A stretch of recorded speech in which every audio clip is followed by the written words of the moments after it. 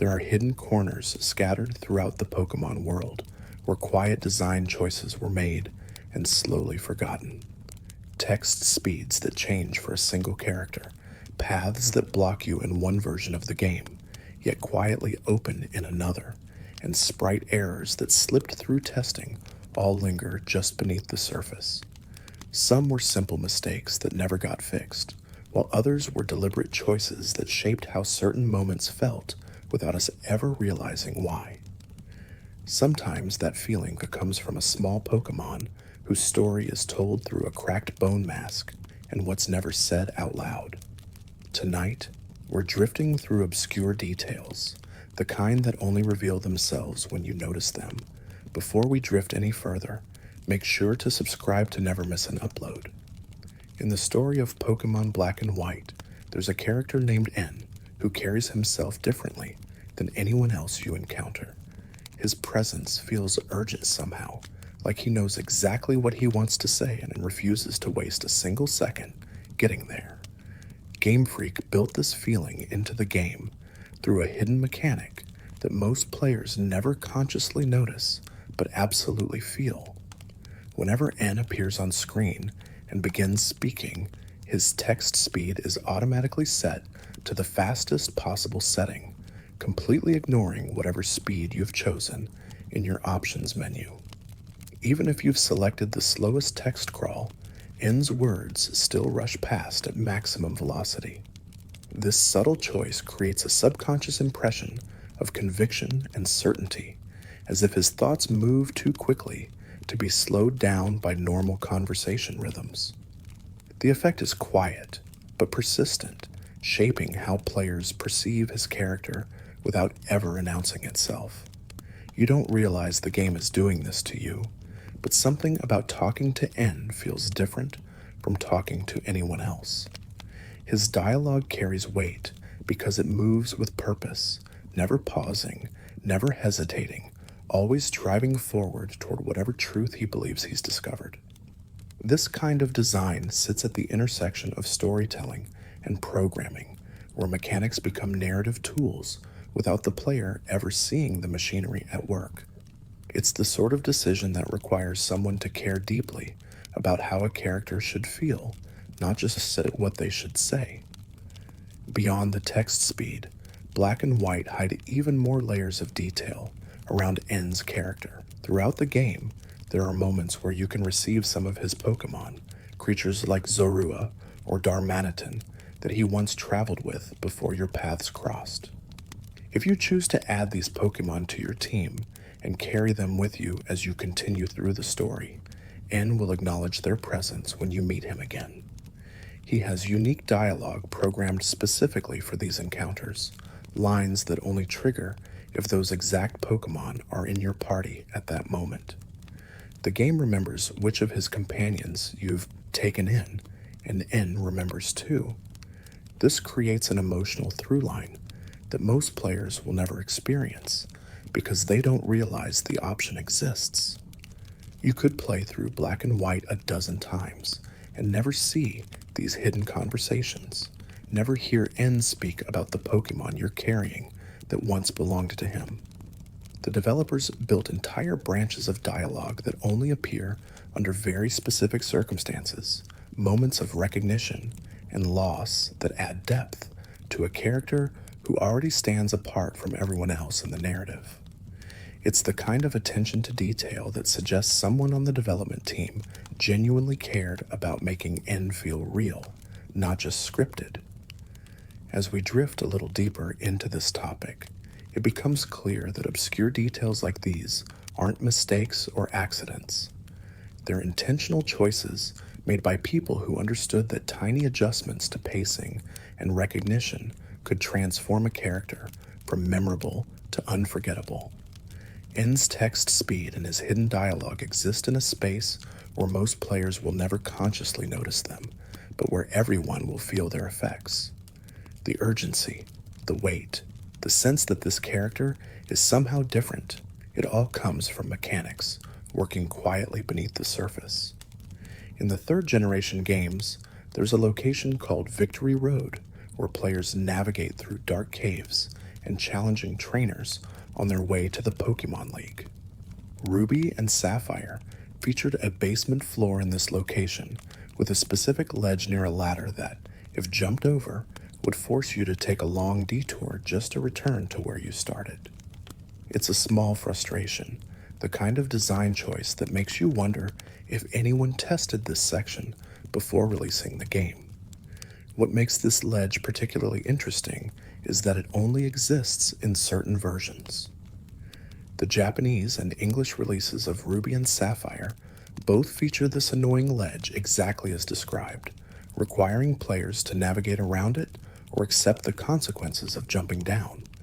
However, in the Spanish, Italian, French, and German versions of these same games, someone decided to fix the problem.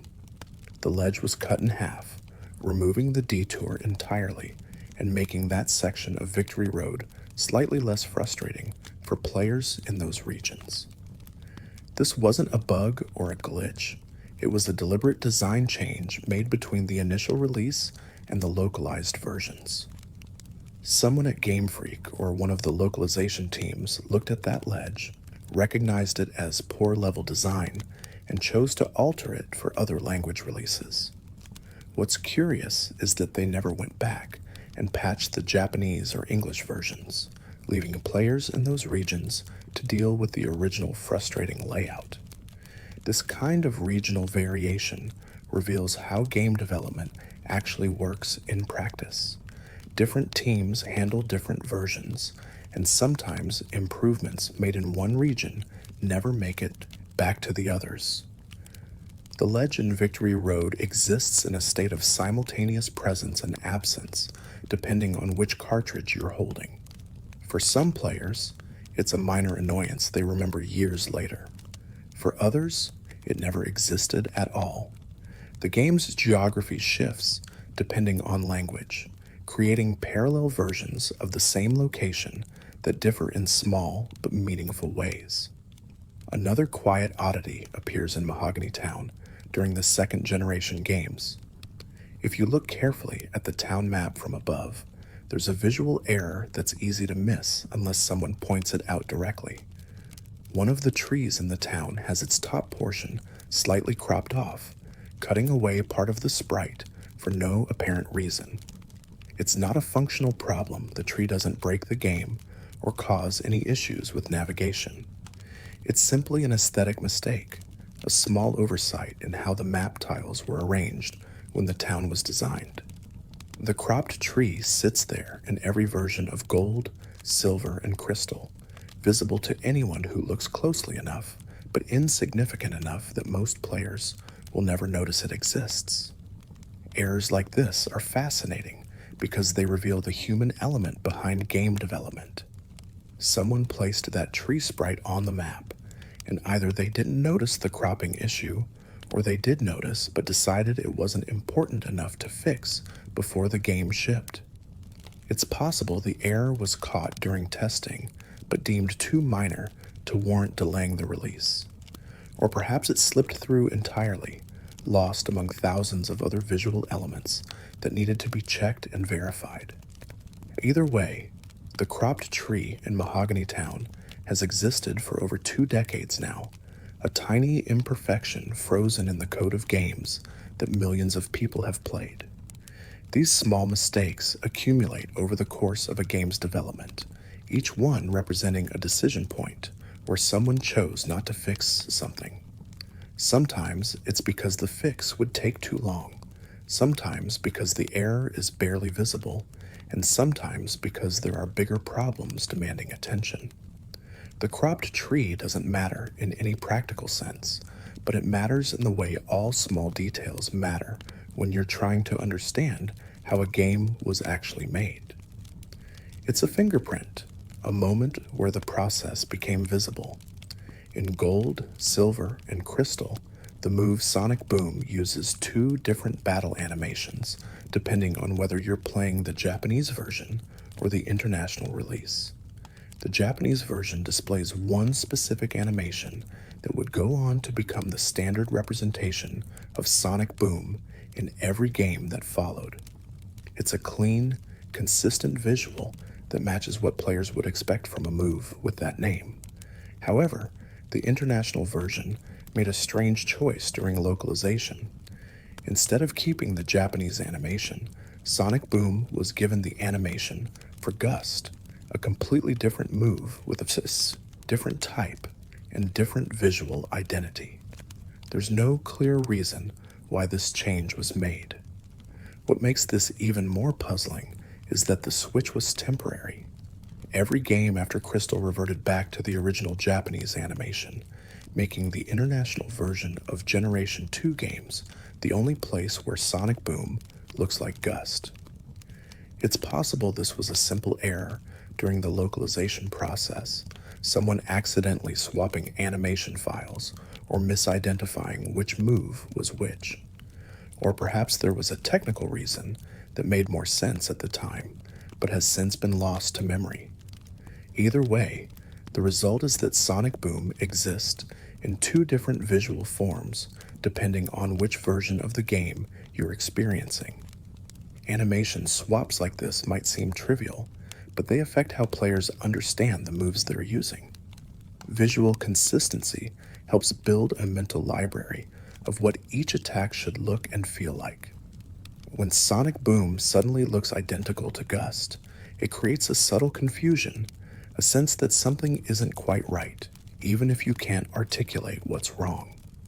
The fact that this version of the animation only appears in a specific subset of games makes it a historical oddity, a brief moment where the localization team made a choice that was later deemed incorrect and quietly corrected in all future releases. As we drift a little deeper into this topic, we start to see patterns in how these errors emerge. Sometimes they're visual, sometimes they're mechanical, and sometimes they're animation-based, like Sonic Boom's temporary identity crisis. Each one represents a different kind of oversight, a different way that the complex process of making a game can produce unexpected results. The animation swap might not matter to someone playing casually, but it matters to anyone trying to understand the full history of how these moves have been represented across different games and regions. Generation 5 introduced its own collection of sprite errors, small visual mistakes that only become apparent when you examine the character sheets used to animate Pokemon in battle. Slowbro's Sprite is one of the more interesting examples. During its battle animation, the Shelter clamped onto its tail rotates and moves, but the angle and positioning make it impossible to see certain parts of the shell. When you look at the actual character sheet used to create this animation, you discover that the Shelter is missing its left eye entirely. The eye was never drawn because the animators knew it would never be visible during normal gameplay. This is a practical decision that makes perfect sense from a development standpoint. Why spend time drawing details that no one will ever see? The animation works fine without the left eye, and most players would never know it was missing.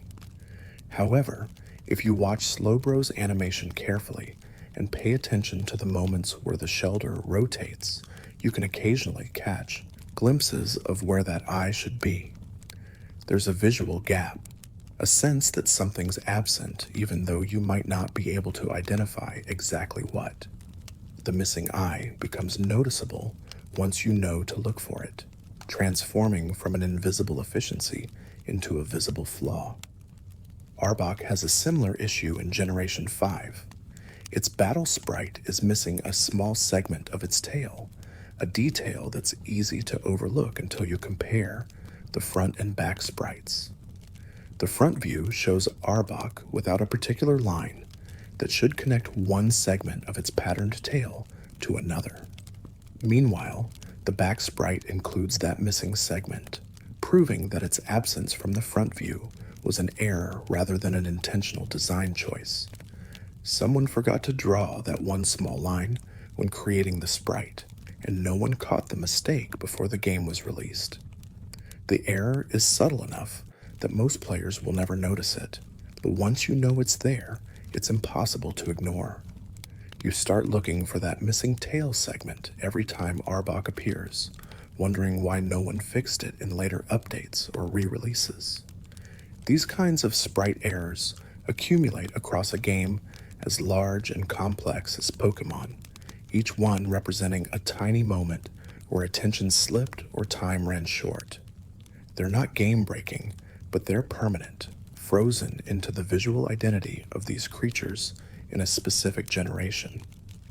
Darmanitan in Zen Mode presents another sprite issue from Generation 5. In its normal form, Darmanitan has distinctive squiggly marks on its back that help identify it visually. However, when it transforms into Zen Mode during battle, the back sprite becomes completely blank. The squiggly marks disappear entirely, leaving a smooth, unmarked surface that doesn't match how Darmanitan is supposed to look in that form. This wasn't an intentional design choice, as evidenced by the fact that the anime depicts Zen Mode Darmanitan with its back markings intact, and every game after Generation 5 corrected the sprite to include them. The blank back sprite exists only in black, white, black 2, and white 2, making it another temporary error that was eventually fixed but never retroactively corrected in the original games. It's the kind of mistake that suggests the sprite artist either forgot to add the markings or assumed they wouldn't be necessary, since players rarely see the back view during normal gameplay. Whatever the reason, Zen Mode Darmanitan spent an entire generation looking different than it was supposed to, and most players probably never realized anything was wrong. These sprite errors from Generation 5 share a common thread. They're all cases where details were either forgotten or deliberately omitted under the assumption they wouldn't matter. Missing eyes, missing tail segments, missing back markings, each one represents a small gap between how the Pokemon was designed and how it actually appeared in the game.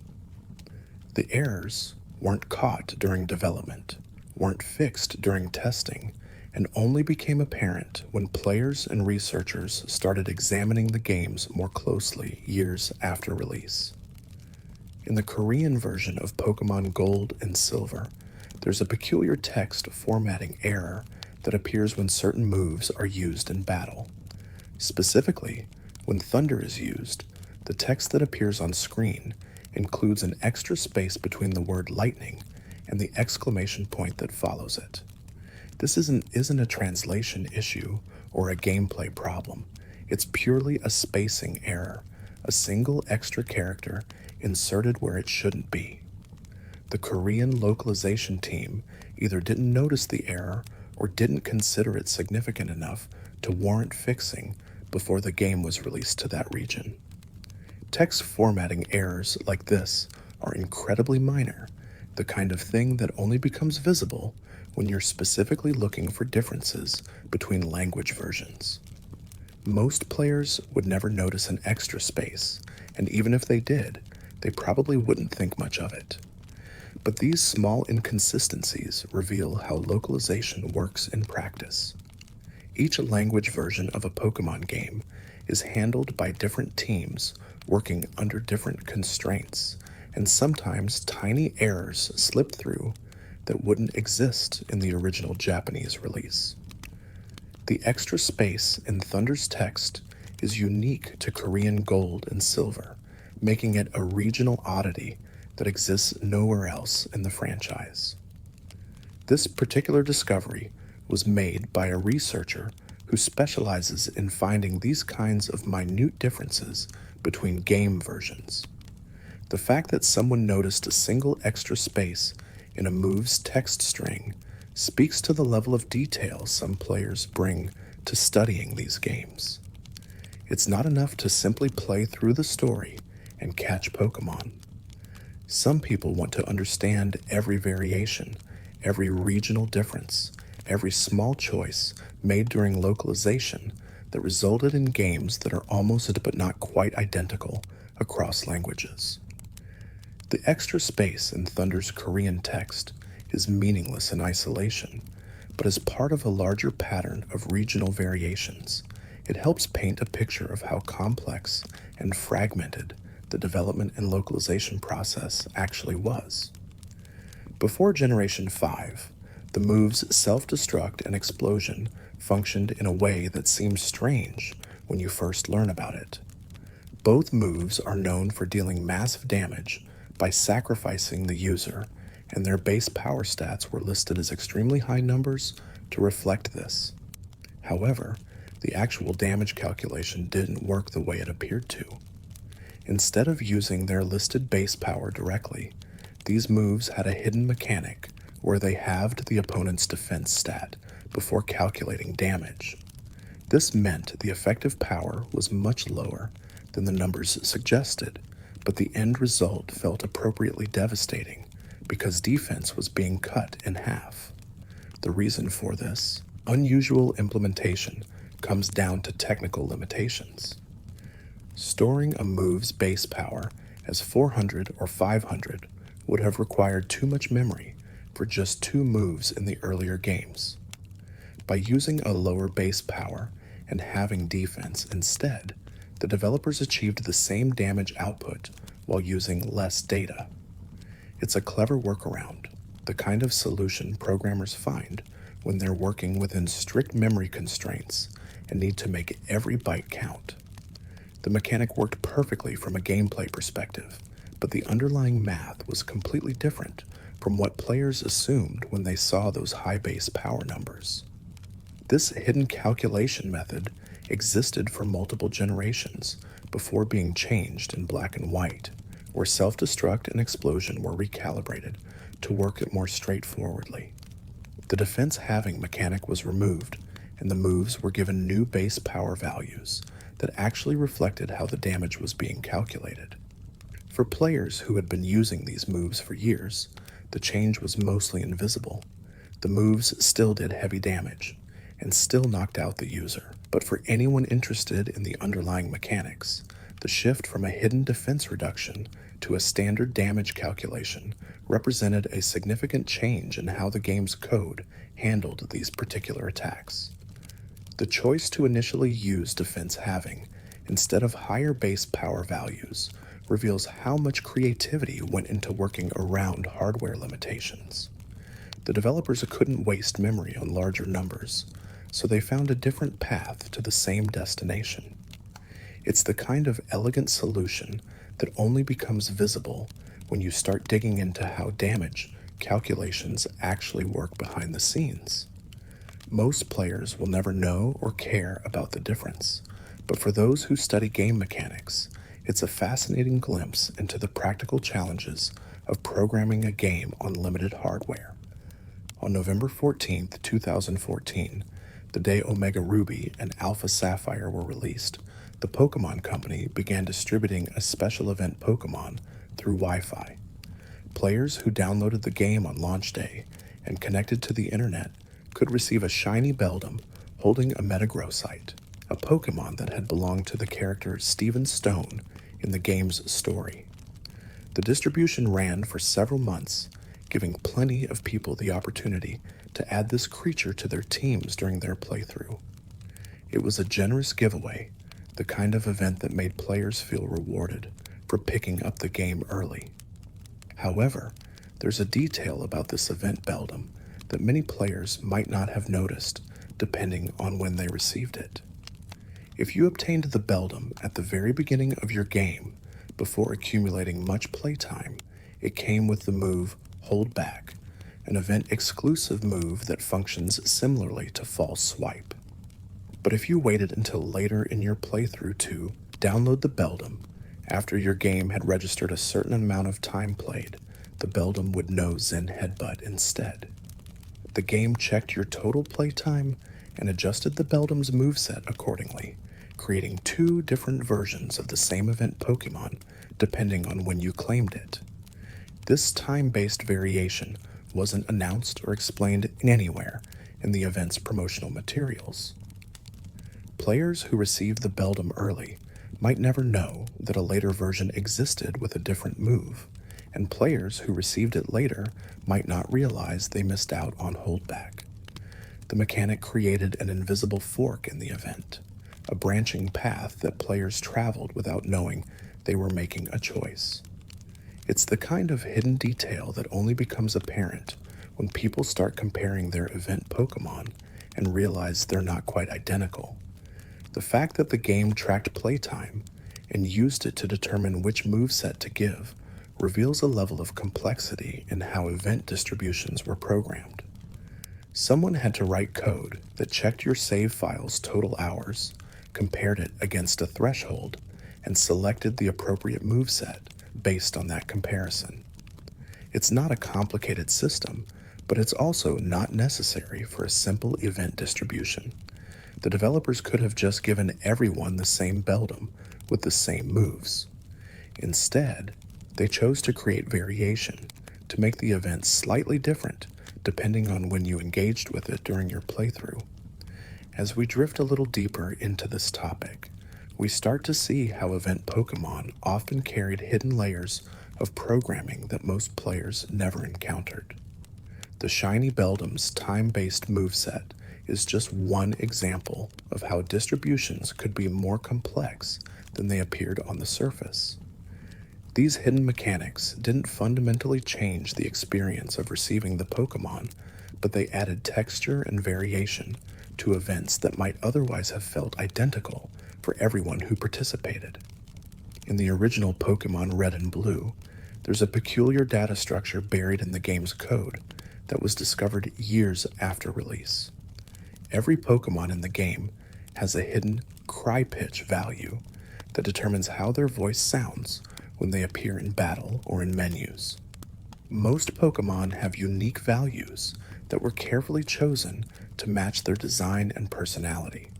However, 3 Pokémon in Generation 1 share the exact same cry pitch, an unusual coincidence in a game where variety was typically prioritized. These 3 Pokémon are Poliwag, Ditto, and Poliwrath. The shared cry pitch creates an audible connection between these 3 creatures that players might not consciously notice, but can definitely hear if they pay attention. Poliwag's cry sounds similar to Ditto's, and both echo in Poliwrath's deeper voice. This wasn't necessarily intentional design meant to suggest some hidden relationship between them. It's more likely a coincidence, or a result of how cry pitches were assigned during development. Still, the fact that Ditto, a Pokémon known for its transformative abilities and mysterious origins, shares a cry pitch with the Poliwag evolutionary line has fueled speculation among players who enjoy connecting dots in the game's code.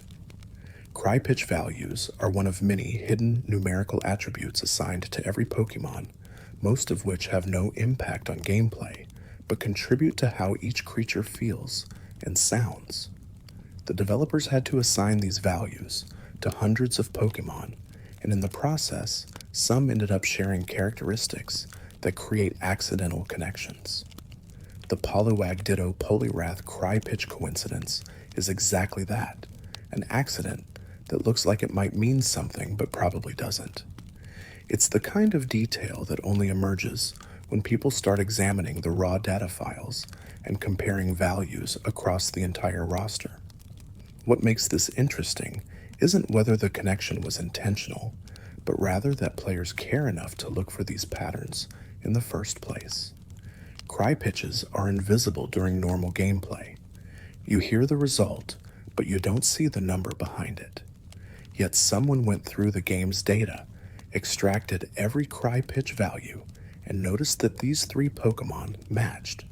That level of attention reveals how deeply some players engage with these games, searching for meaning in places where meaning might not actually exist, but could theoretically have been hidden.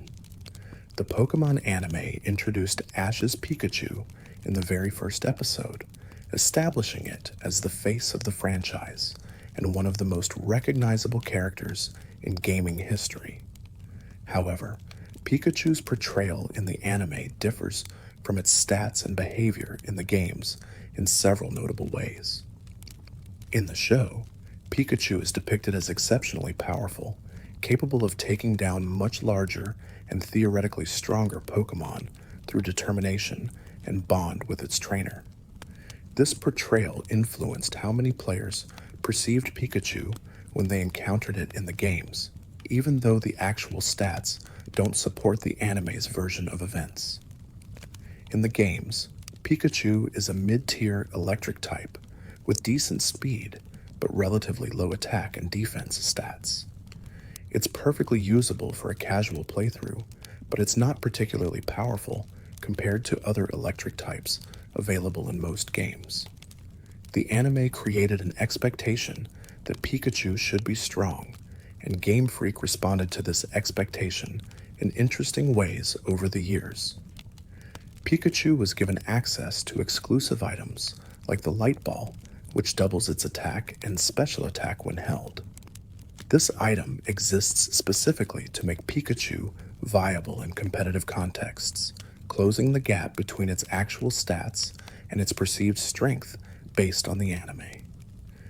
The Light Ball is a fascinating example of how the games and anime influenced each other.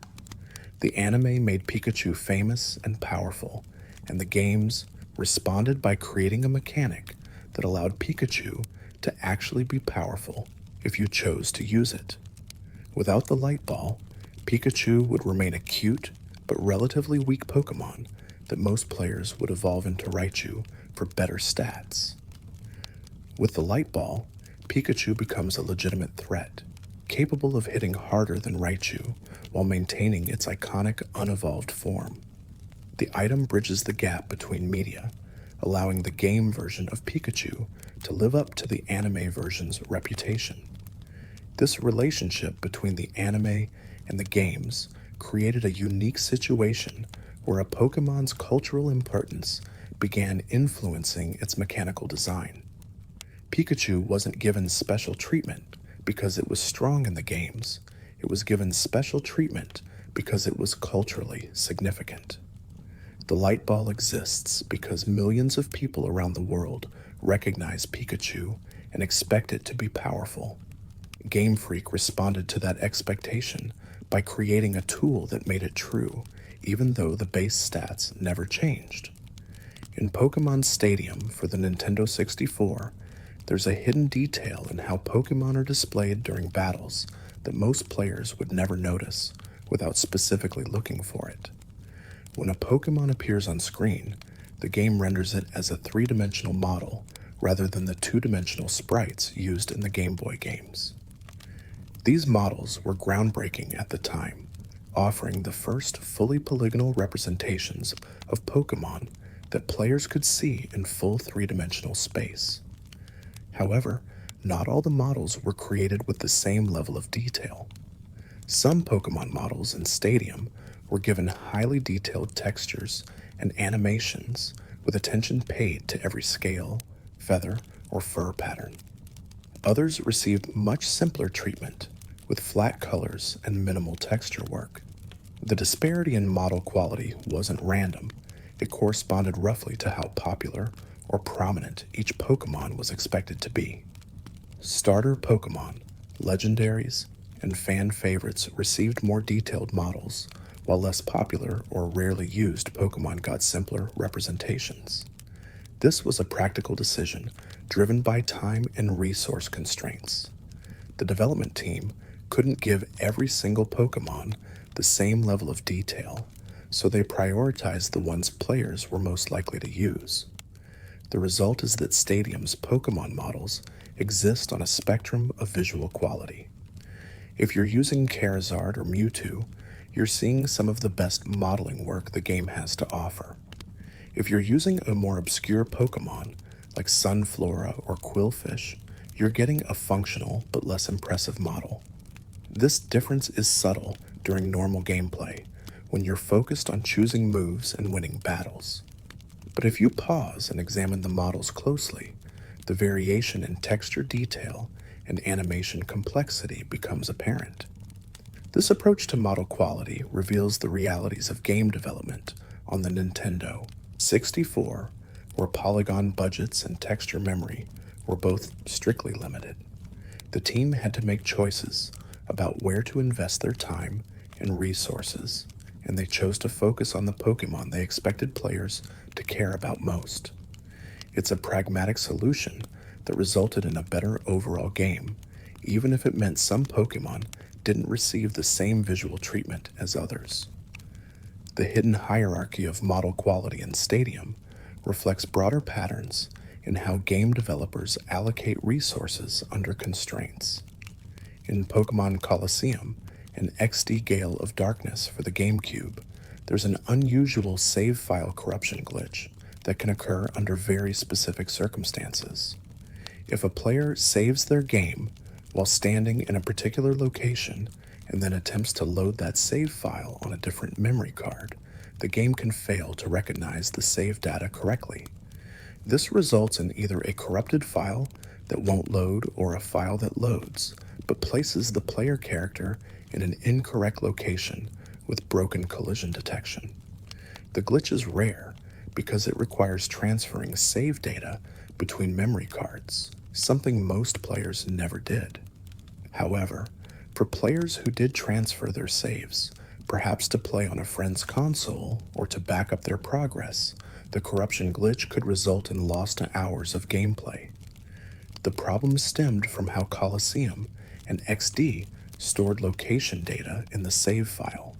The games used a coordinate system that referenced specific points in the game world, and when that data was loaded onto a different memory card with slightly different formatting, the coordinates could become misaligned. The game would try to place the player character at the saved coordinates, but those coordinates no longer pointed to a valid location, resulting in the character spawning inside walls or falling through the floor into empty space. Game Freak never officially acknowledged this glitch or released a patch to fix it. The issue was too rare to warrant major attention, affecting only a small subset of players who happened to transfer their saves in exactly the wrong way.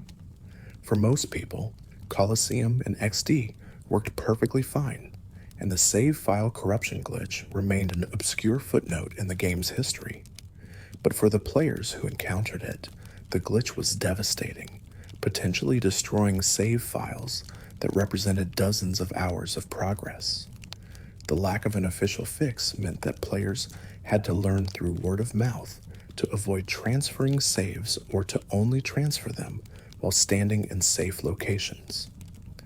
This glitch illustrates the fragility of save data in older games, where file corruption could occur for reasons that had nothing to do with the player's actions. Modern games typically include more robust error checking and recovery systems to prevent this kind of data loss.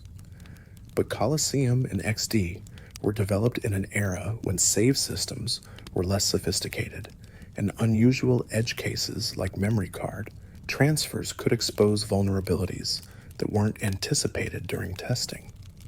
The corruption glitch exists as a reminder that game saves are just data files, and data files can break when handled in unexpected ways.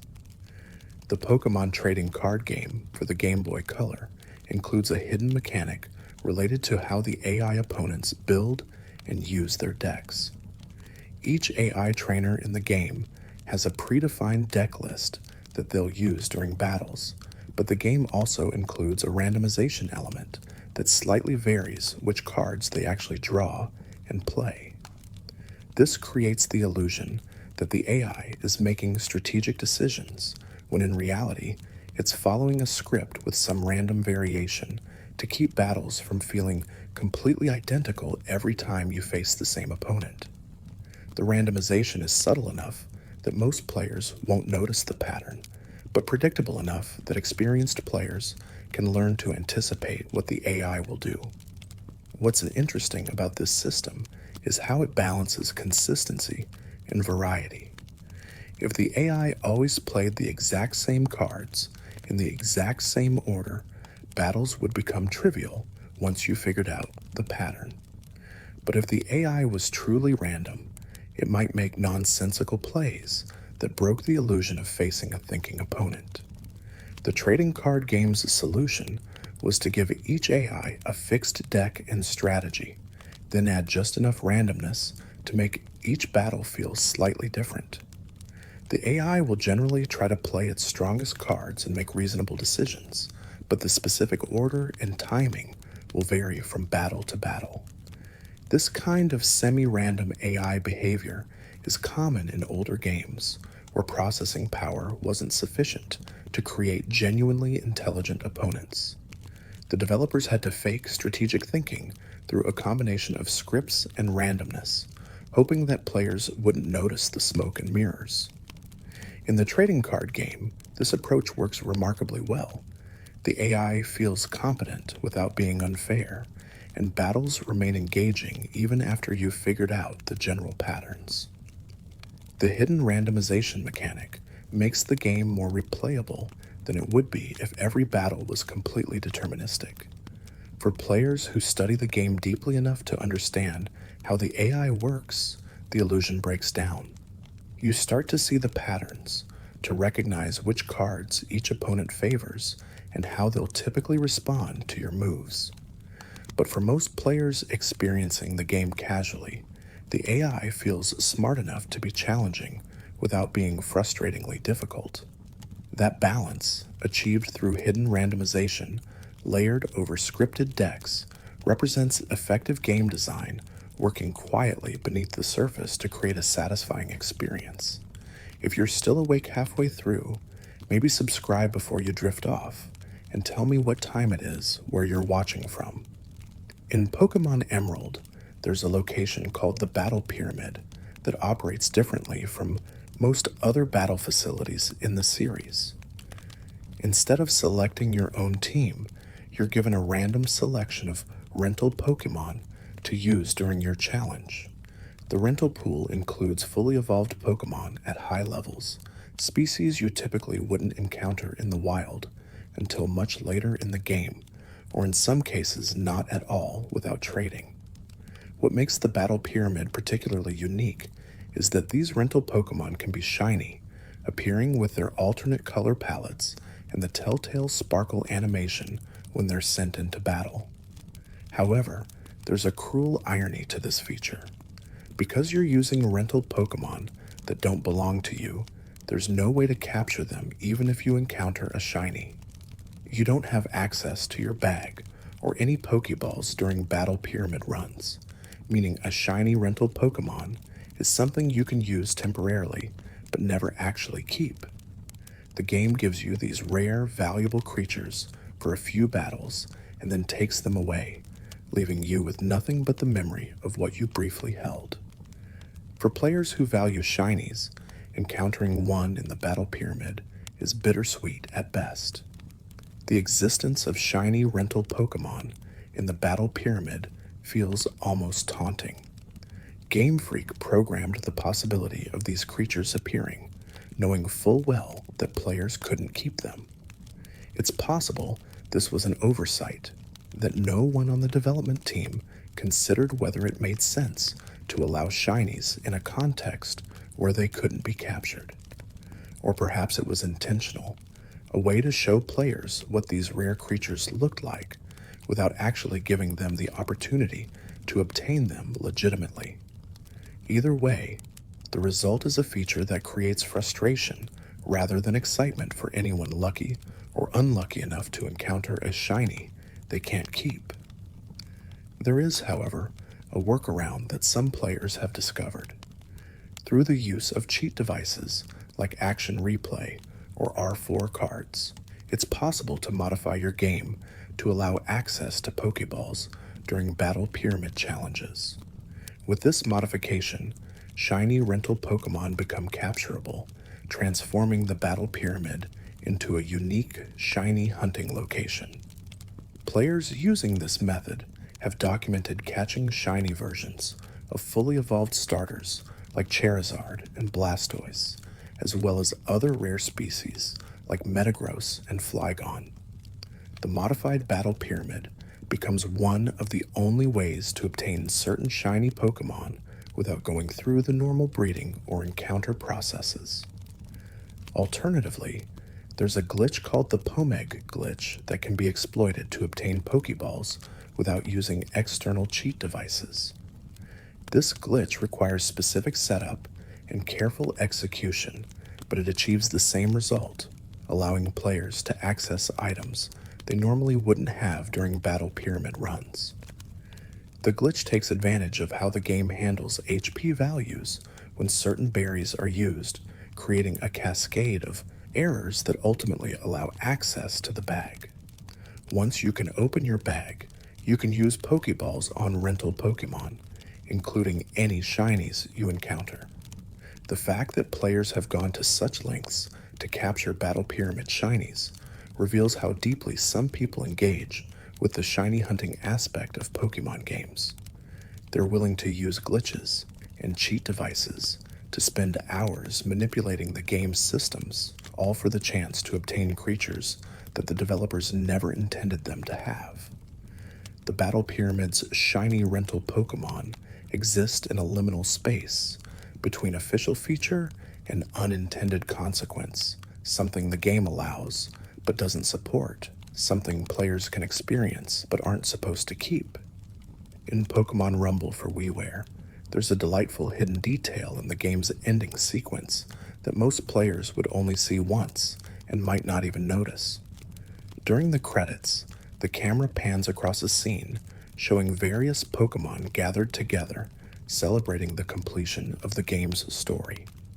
These as background Pokemon are purely decorative, not interactive in any way, just part of the visual spectacle, designed to make the ending feel more alive and populated. However, any of these background Pokemon have a chance to appear as shinies, showing their alternate colorations as they stand among the crowd. This feature is remarkable because it serves absolutely no gameplay purpose. The shinies in the credits can't be captured, can't be interacted with, and appear for only a brief moment as the camera moves past them. They exist purely as a visual treat, a tiny surprise for players who happen to be paying attention during what's typically a passive viewing experience. Most people probably watch the credits once, if at all, and wouldn't think to look closely at the background Pokemon to check if any are shiny. But the possibility is there, programmed into the game as an Easter egg that rewards careful observation. The only documented instances of credits, shinies, in Pokemon Rumble are a shiny Golem and a shiny Goldeen, both captured on video by players who happened to notice the alternate colors and were recording at the time. It's likely that many more credits shinies have appeared over the years in playthroughs that weren't recorded or in games played by people who didn't realize what they were seeing. The rarity of these findings speaks to how subtle the feature is and how few players actually look closely at the credits sequence. It's the kind of detail that could easily exist in a game for years without anyone noticing. What makes this feature particularly charming is its pointlessness. Game Freak didn't need to program credits shinies. They serve no function, provide no reward, and most players will never see them.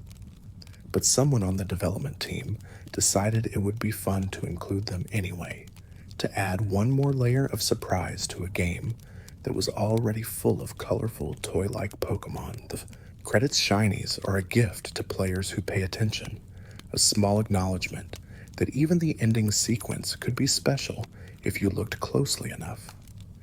This kind of hidden detail represents game development at its most playful. The credits shinies don't exist because they're necessary or because they improve the game in any measurable way. They exist because someone thought it would be delightful, and that was reason enough to add them. In a medium often dominated by metrics and player retention strategies, these tiny moments of unnecessary charm stand out as reminders that games can include things simply because they're fun to discover. Throughout the Pokemon series, shinies have maintained a curious relationship with official lore and developer commentary. Despite being one of the most recognizable and pursued features in the games, shinies are rarely acknowledged within the game world itself. NPCs don't react to shiny Pokemon, the Pokédex doesn't mention them, and the story never addresses why some creatures appear in alternate colors while others don't. This silence creates a strange disconnection between how important shinies are to players and how invisible they are within the game's narratives. The developers have similarly avoided explaining shinies in detail through official channels. There's no canonical reason given for why shinies exist or what they represent in the Pokemon world. Are they genetic mutations? Rare color morphs? Something else entirely? The games don't say, and Game Freak has historically declined to provide definitive answers. This deliberate vagueness allows shinies to remain mysterious, a feature that players can interpret and understand in their own ways without being constrained by official explanations that might reduce their magic. This approach to shinies as unexplained phenomena creates space for player imagination and community speculation. Without official answers, players have developed their own theories about what shinies mean and why they exist.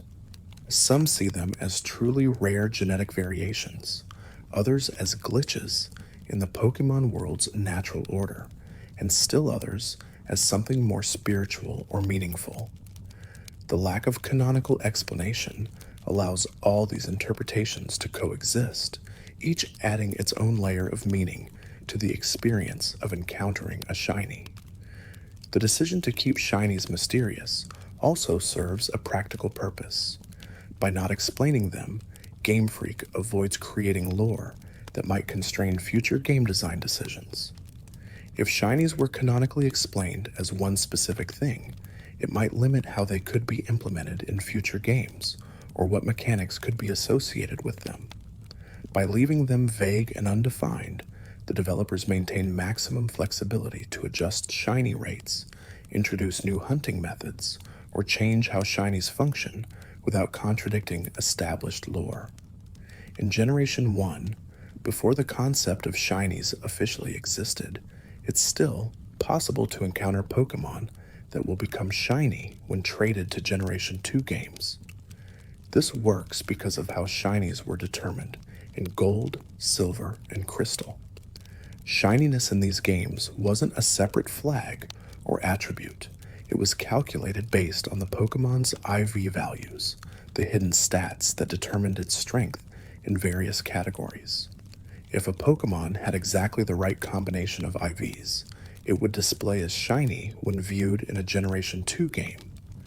Since Generation 1, Pokemon also have IVs, and since those IVs are preserved when trading forward to Generation 2, it's theoretically possible to catch a Pokemon in red, blue, or yellow that has the correct IV combination to become shiny after transfer.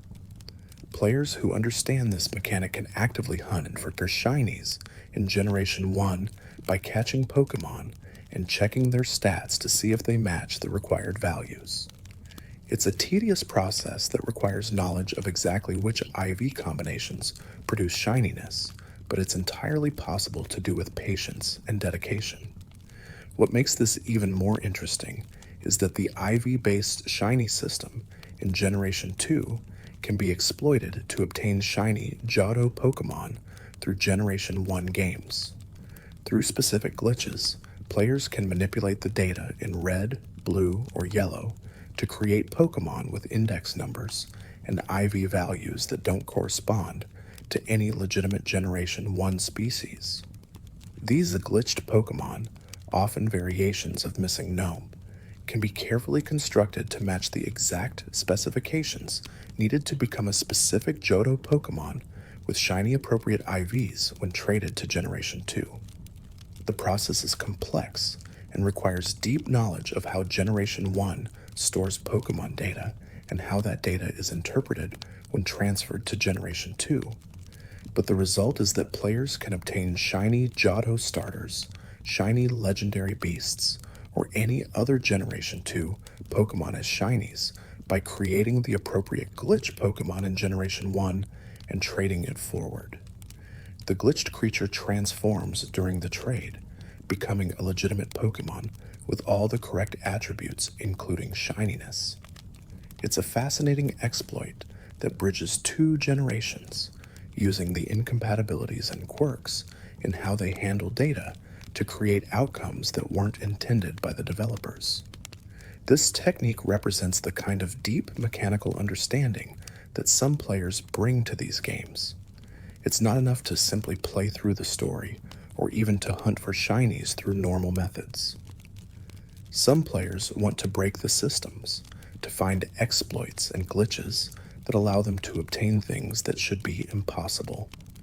The Generation 1 to Generation 2 shiny transfer glitch is exactly that, an impossible thing made possible through careful manipulation of how the games store and transfer data. It exists at the intersection of programming knowledge and Pokemon fandom, where an understanding code becomes a tool for achieving in-game goals. In Pokemon X and Y, there's a mechanic called Poke Radar that allows players to chain encounters with the same species in order to increase the chances of finding a shiny. The chain builds as long as you keep encountering the same Pokemon in shaking grass patches, with the shiny odds improving the higher your chain gets. At a chain of 40 encounters, the shiny rate reaches its maximum boost, making it significantly more likely that the next encounter will produce a shiny. This system rewards patience and careful execution, as breaking the chain by encountering a different species or failing to find shaking grass resets your progress to 0. What makes the Poke Radar interesting from a mechanical perspective is how it gamifies the shiny hunting process. Instead of relying purely on random chance over thousands of encounters, the Poke Radar gives players a system they can engage with, a set of rules and behaviors to master in order to improve their odds. The method requires understanding which grass patches to choose, how to maintain chains without breaking them, and when to reset if things go wrong. It transforms shiny hunting from a passive waiting game into an active, skill-based challenge. However, the Poke Radar also introduces new ways to fail. A broken chain means all your accumulated progress is lost, and you have to start over from the beginning. This creates moments of intense frustration when a chain breaks at 39 encounters, just one short of maximum odds, or when a carefully maintained 40 chain ends because you got unlucky with grass patch placement. The system gives players more control over their shiny hunting, but that control comes with the possibility of failure that feels worse than simple bad luck, because it often involves mistakes you made rather than pure randomness. The Poke Radar represents a broader design philosophy in modern Pokemon games, where shiny hunting methods have evolved from pure random encounters to complex systems with rules and optimizations. Each generation introduces new mechanics, new methods, new ways to manipulate or improve shiny odds. The Poke Radar is one of many such systems, sitting alongside Friend Safari in X and Y, SOS chaining in Sun and Moon, and Dynamax Adventures in Sword and Shield. Each method offers its own balance of effort, skill, and randomness, appealing to different types of players with different preferences for how they want to hunt. The evolution of shiny hunting mechanics shows that how Game Freak has responded to community interest in shinies over time. What started as a completely random rare occurrence has gradually been given more structure, more ways for players to actively pursue these creatures rather than simply hoping to stumble upon them. The Poke Radar and similar mechanics acknowledge that players want agency in their shiny hunts, want to feel like they're working toward a goal rather than just rolling dice endlessly. By providing these systems, the games validate shiny hunting as a legitimate form of gameplay rather than just a strange quirk some players care about. In Pokemon Sword and Shield, there's a glitched area called the Void that players can access through careful manipulation of the game's boundaries. The Void is an out-of-bounds region where normal game rules don't fully apply, a space that exists in the game's code, but wasn't meant to be reachable during the normal play. Getting to the void requires exploiting specific collision detection errors, walking through walls, or off the edges of normally solid boundaries until you end up in empty space beyond the game's designed areas.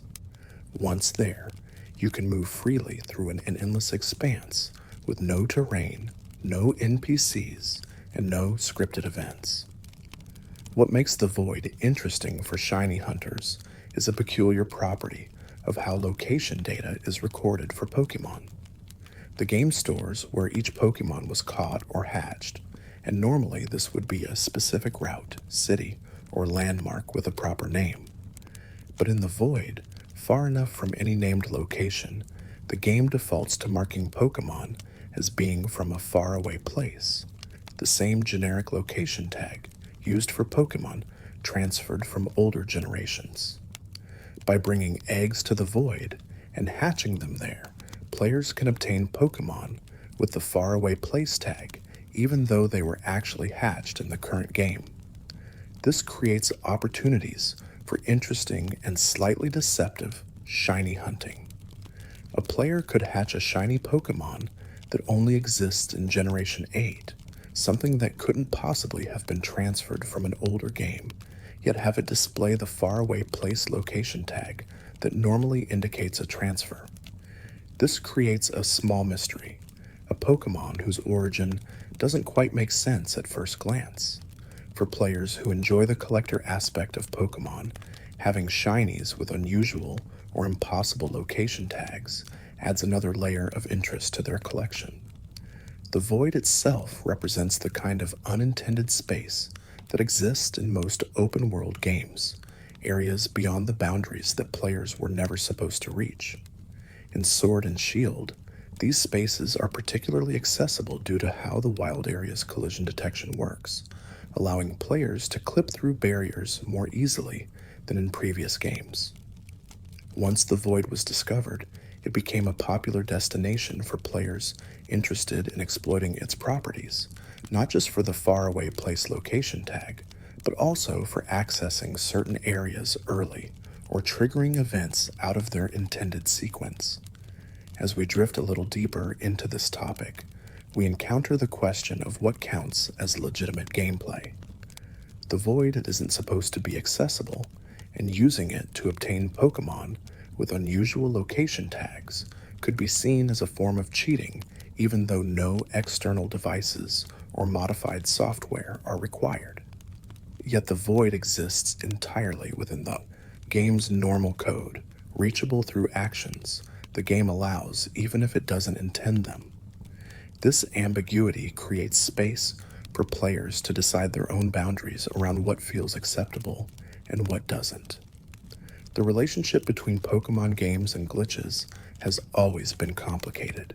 Some glitches, like the missing no, exploit in Generation 1, have become beloved parts of the series' history, widely used and fondly remembered. Others, like the Void and Sword and Shield, exist in a grayer area where their use depends on individual player ethics and goals. Game Freak's response to these glitches has varied over time, sometimes patching them out in updates and sometimes leaving them intact, perhaps recognizing that part of the community enjoys finding and exploiting these unintended features. In Generation 2, there's a specific combination of events that can cause the game to corrupt save data in a way that's difficult to recover from. If a player saves their game while the battery is low, and that battery dies during the save process, the save file can end up partially written, containing some correct data and some garbage values that the game can't properly interpret. When attempting to load this corrupted save, the game might freeze, display error messages, or, in some cases, load into a broken game state where the player character is stuck in walls or essential NPCs have disappeared. This kind of save corruption was more common in the era of cartridge-based games where saves were stored on battery-backed RAM. The batteries in Generation 2 cartridges were designed to last for years, but they weren't immortal, and as the games aged, battery-related save corruption became more frequent. Players who had kept their gold, silver, or crystal cartridges since childhood might one day turn on the game to find that their save file had vanished or become unloadable, the battery having finally died and taken years of progress with it. The emotional impact of losing a save file to corruption can't be overstated. For many players, these saves represented not just hours of gameplay, but memories of childhood, teams they'd built and cared about, events they'd participated in, and Pokemon they'd traded for with friends.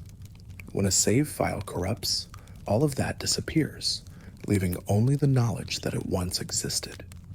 Modern games with cloud saves and backup systems have made this kind of loss less common, but for Generation 2 players, save file corruption was a real risk that hung over every playthrough. Game Freak eventually addressed the battery issue in later re-releases of Generation 2 games, moving to flash memory storage that didn't require the battery to maintain saves. The Virtual Console releases of Gold, Silver, and Crystal on the 3DS use emulation with save states that persist without physical batteries, making corruption much less likely. But for players with original cartridges, the battery remains a ticking clock, a component that will eventually fail and potentially take the save data with it when it goes. The knowledge that Generation 2 saves are fragile has led to a preservation community focused on backing up old cartridges before their batteries die. Using specialized hardware, players can extract save files from cartridges and store them digitally, preserving the data even after the original battery fails. This process requires specific tools and technical knowledge, but it allows players to maintain save files from decades ago, keeping alive the teams and progress they accumulated in childhood.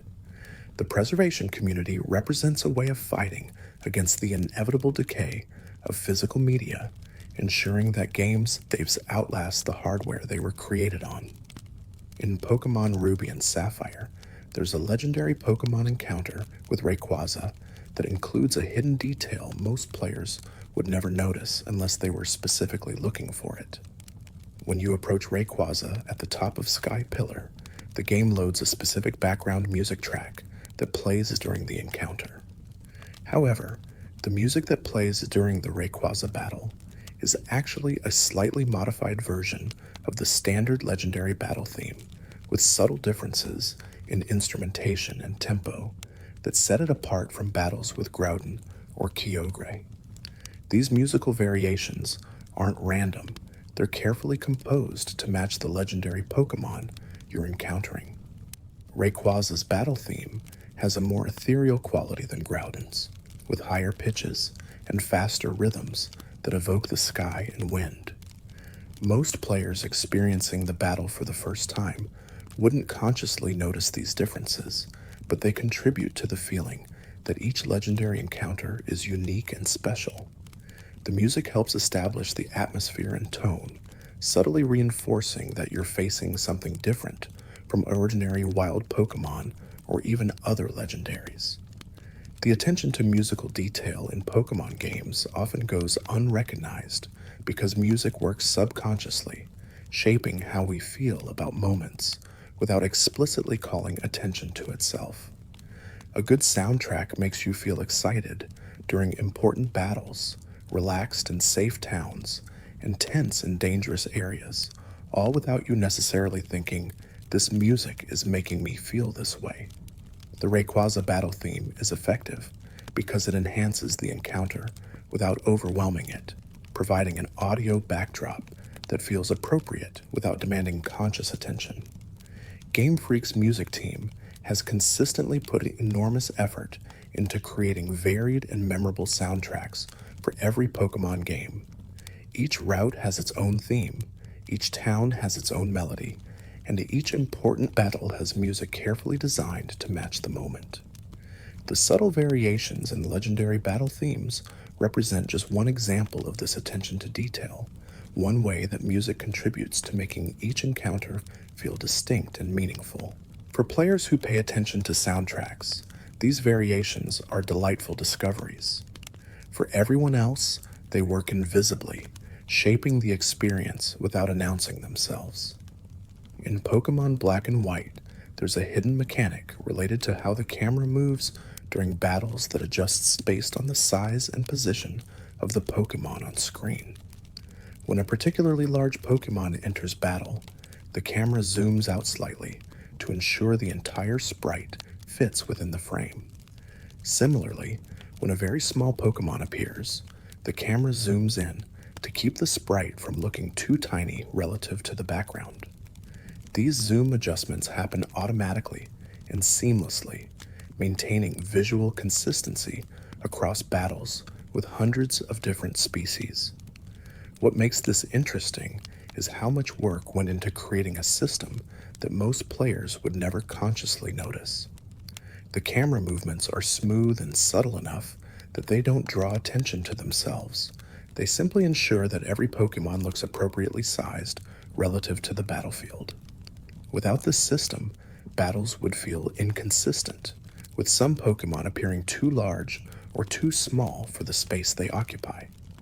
The dynamic camera adjusts for these size differences automatically, creating a more polished and professional presentation. This kind of invisible quality of life system represents significant development effort spent on something that produces no obvious feature to advertise. Players don't see dynamic battle camera listed on the back of the box, and reviews rarely mention it because it's not flashy or noticeable, but it makes the game better in subtle ways, smoothing out rough edges and ensuring visual consistency. The battles in Black and White feel better than they would without the camera adjustments, even though most players couldn't tell you exactly why. Game development is full of these invisible systems, mechanics that exist purely to prevent problems rather than to create obvious features. The dynamic battle camera in Black and White prevents size inconsistencies from becoming distracting or immersion breaking. It's a solution to a problem most players would never think about because the solution works well enough to make the problem invisible. Only by looking at how the game actually functions behind the scenes do you discover these careful adjustments, these small touches that add up to a more polished experience. In Pokemon Diamond and Pearl, there's a location called the Old Chateau where ghost-type Pokemon can be encountered in an atmospheric abandoned mansion. The Old Chateau is designed to be creepy, with dark rooms, mysterious portraits, and an overall sense of unease that sets it apart from most other locations in the game. However, there are additional elements hidden in the mansion that only appear under very specific conditions, details that make the location even more unsettling if you happen to encounter them. In one room of the mansion, if you stand in exactly the right position at exactly the right time, a ghostly figure will appear briefly in the background before vanishing. The figure is part of the scenery, not an interactable NPC or a Pokemon, just a sprite that appears and disappears to create atmosphere. Most players will never see this figure because they won't happen to be standing in the correct spot when the trigger conditions are met. For those who do see it, the experience can be genuinely startling, a moment of unexpected horror in a game that's typically lighthearted and cheerful. Similar ghostly apparitions appear in other rooms of the Old Chateau under different conditions. There's a floating girl in one hallway, an old man in another room, each appearing briefly before fading away. These apparitions serve no gameplay purpose. They can't be interacted with, don't provide items, and have no impact on your progress through the mansion. They exist purely to create atmosphere, to make the Old Chateau feel genuinely haunted rather than just aesthetically spooky. The fact that they're so rare and conditional makes them feel more real when you do encounter them, like genuine ghost sightings rather than scripted events. The Old Chateau's hidden apparitions represent a particular approach to environmental storytelling in Pokemon games. Instead of explaining everything through text or dialogue, the mansion tells its story through atmosphere and rare visual events. The game never explicitly states that the old chateau is haunted or provides a backstory for the ghostly figures. They simply exist, appearing and disappearing according to their own mysterious rules, leaving players to wonder what they saw and what it means. This restraint makes the location more effective, allowing the mystery to remain mysterious rather than being explained away. For players who explore thoroughly and spend time in the old chateau, the ghostly apparitions reward that exploration with moments of genuine surprise. For players who rush through the location, the apparitions might never appear at all, remaining hidden possibilities they never discovered. This creates different experiences of the same location depending on how you engage with it, rewarding patience and thorough exploration with content that more hurried players will miss entirely. The old chateau becomes what you make of it, an ordinary mansion if you pass through quickly, or a genuinely unsettling haunted house if you take the time to explore. In Pokemon Sun and Moon, there's a feature called Festival Plaza that serves as a hub for online multiplayer features and minigames. The plaza includes various shops and facilities that you can unlock and upgrade by participating in activities and spending festival coins earned through missions and interactions with other players. However, one of the features in Festival Plaza has an extremely low drop rate that makes it nearly impossible for most players to obtain without excessive grinding. This feature is a specific type of rare shop called the Big Dreams Lottery Shop, which has less than a 1% chance of appearing in your plaza rotation. The Big Dreams shop is valuable because it offers rare items and services that can't be easily obtained elsewhere in the game.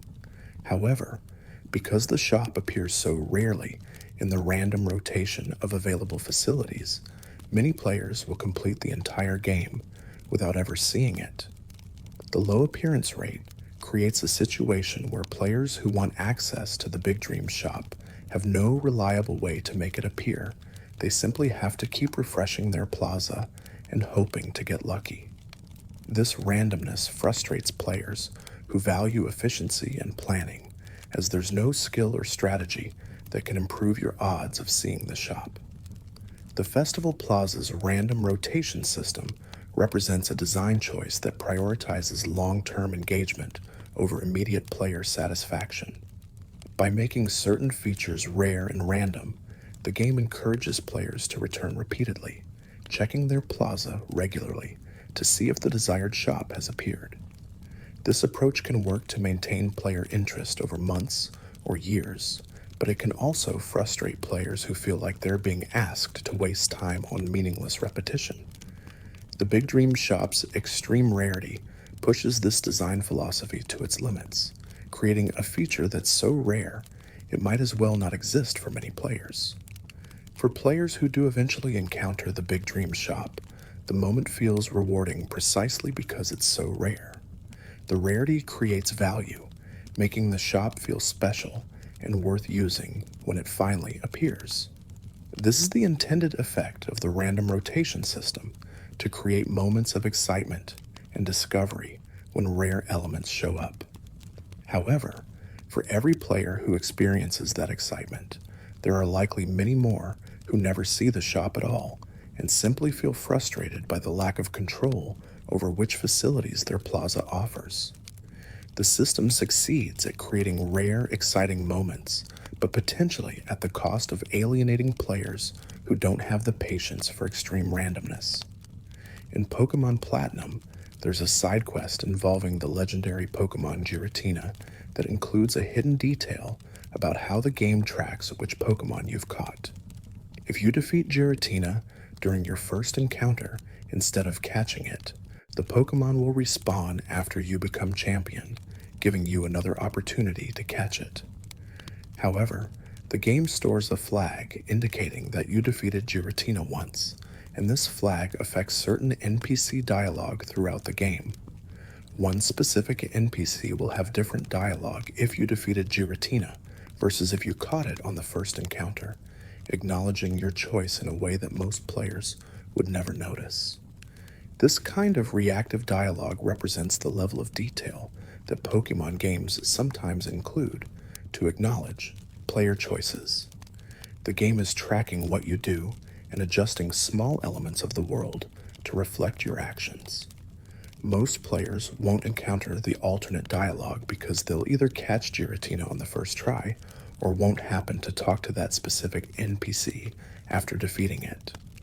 But for players who do encounter both versions of the dialogue, it creates a sense that the world is responding to their actions, that their choices matter even in small ways.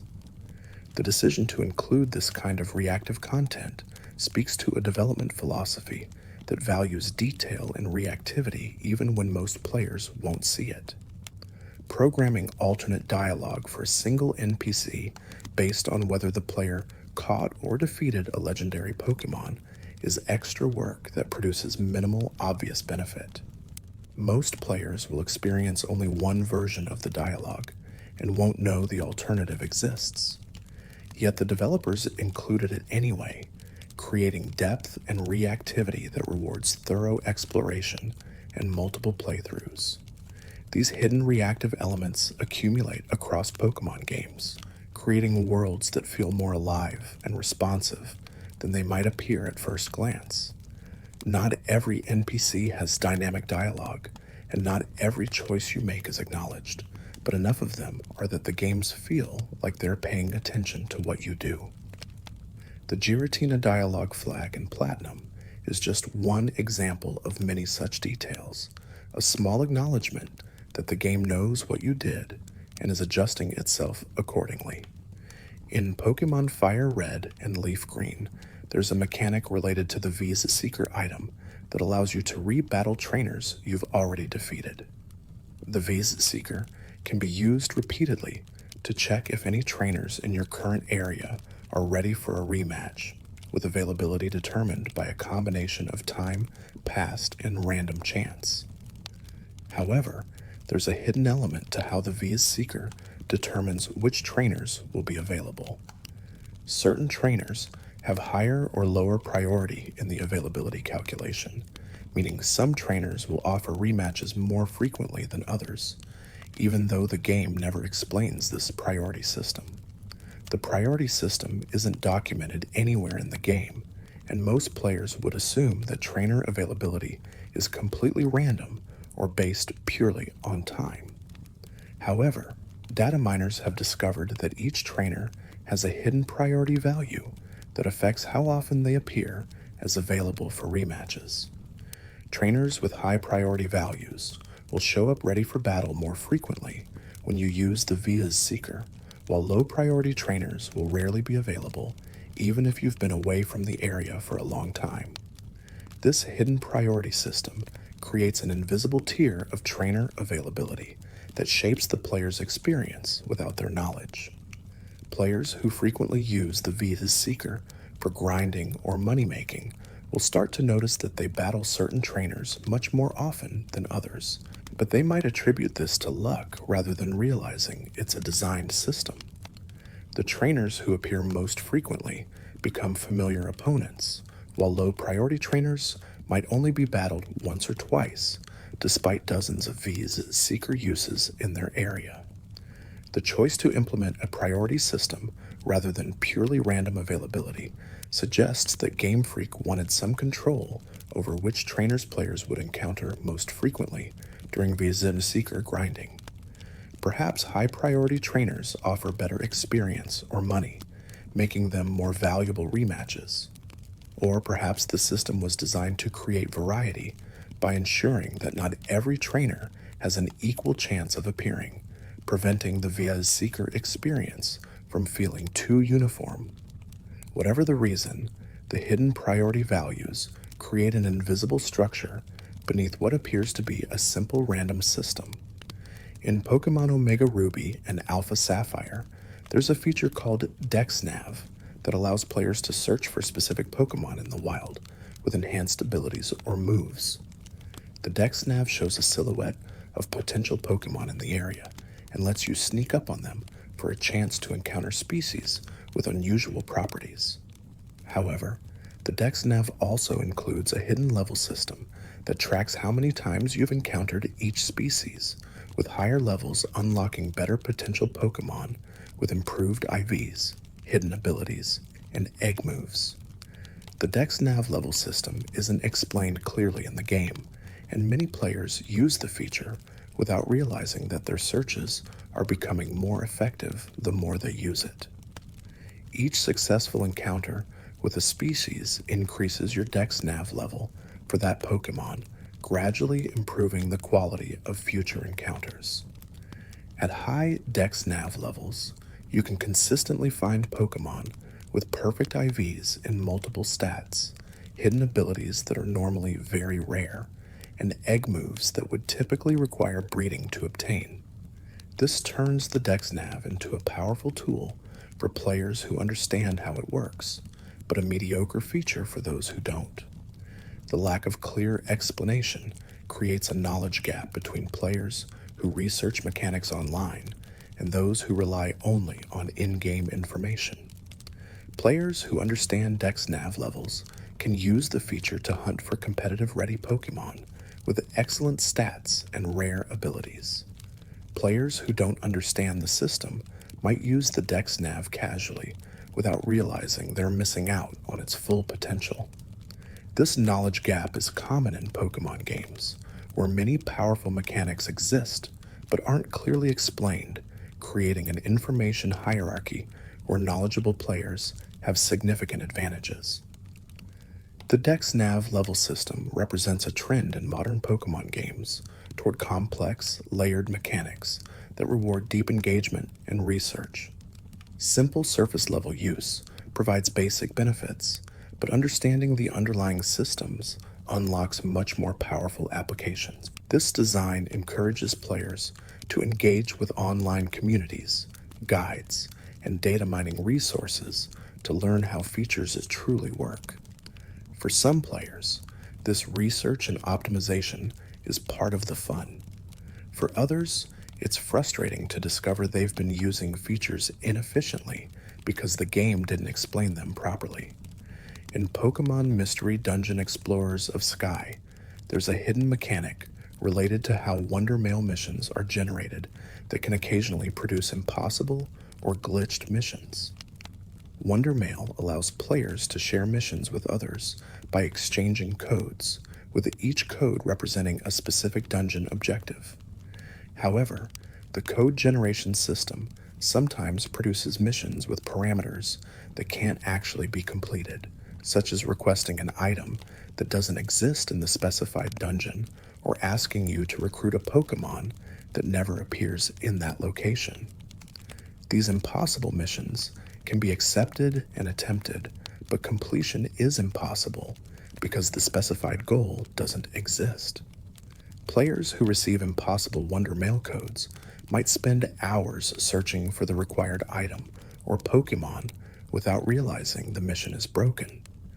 The glitched mission generation isn't common, but it happens often enough that communities sharing wondermail codes have learned to verify missions before distributing them widely.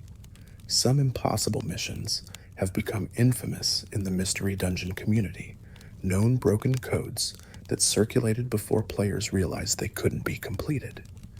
The existence of impossible wondermail missions reveals limitations in the code generation system. The algorithm that creates mission codes doesn't include sufficient error checking to ensure that every generated mission is actually completable. It can produce codes that point to valid dungeons with valid objectives, but the combination of dungeon and objective doesn't work because the required element isn't present in that specific location. This kind of edge case in procedural generation shows how complex systems can produce unexpected results that developers didn't anticipate during testing. For players who encounter impossible missions, the experience can be frustrating, but also strangely fascinating. There's something compelling about a broken mission code, a set of instructions that appears valid, but leads nowhere. It's like a puzzle that can't be solved, a quest that exists in the game's systems, but not in its actual playable content. The impossible missions exist in a liminal space between functional game content and glitched nonsense, technically part of the wondermail system, but fundamentally broken. In Pokemon Ranger Guardian Signs, there's a feature that allows players to download special missions through Wi-Fi distribution events. These missions were time-limited, available only during specific promotional periods, and once the event ended, the missions became permanently inaccessible to players who didn't download them. This created a form of missable content, where portions of the game could only be experienced by players who were actively playing during the right time window and had access to Wi-Fi connectivity. The time-limited nature of these missions frustrated players who discovered the game after events had ended or who lacked reliable internet access during the distribution period. Unlike main series Pokemon games where event distributions typically provided Pokemon that could be traded from other players, the Ranger missions were tied to individual save files and couldn't be shared. If you missed an event mission, there was no legitimate way to experience that content unless you obtained a new copy of the game that somehow still had the mission downloaded, which was extremely rare. Years after the game's release, the Wi-Fi distribution system that delivered these missions was shut down entirely, making it permanently impossible to obtain event missions through official means. Players who want to experience the full content of Guardian Signs now must resort to unofficial methods like hacked save files or modified distribution events created by fans. The official content still exists in the game's code, but there's no official path to access it, creating a form of abandoned content that exists but can't be reached. This approach to time-limited content represents a design philosophy that prioritizes event-driven engagement over long-term accessibility. By making missions available only during specific windows, the game created urgency and encouraged players to check in regularly for new content. However, this came at the cost of permanently locking out later players from portions of the game.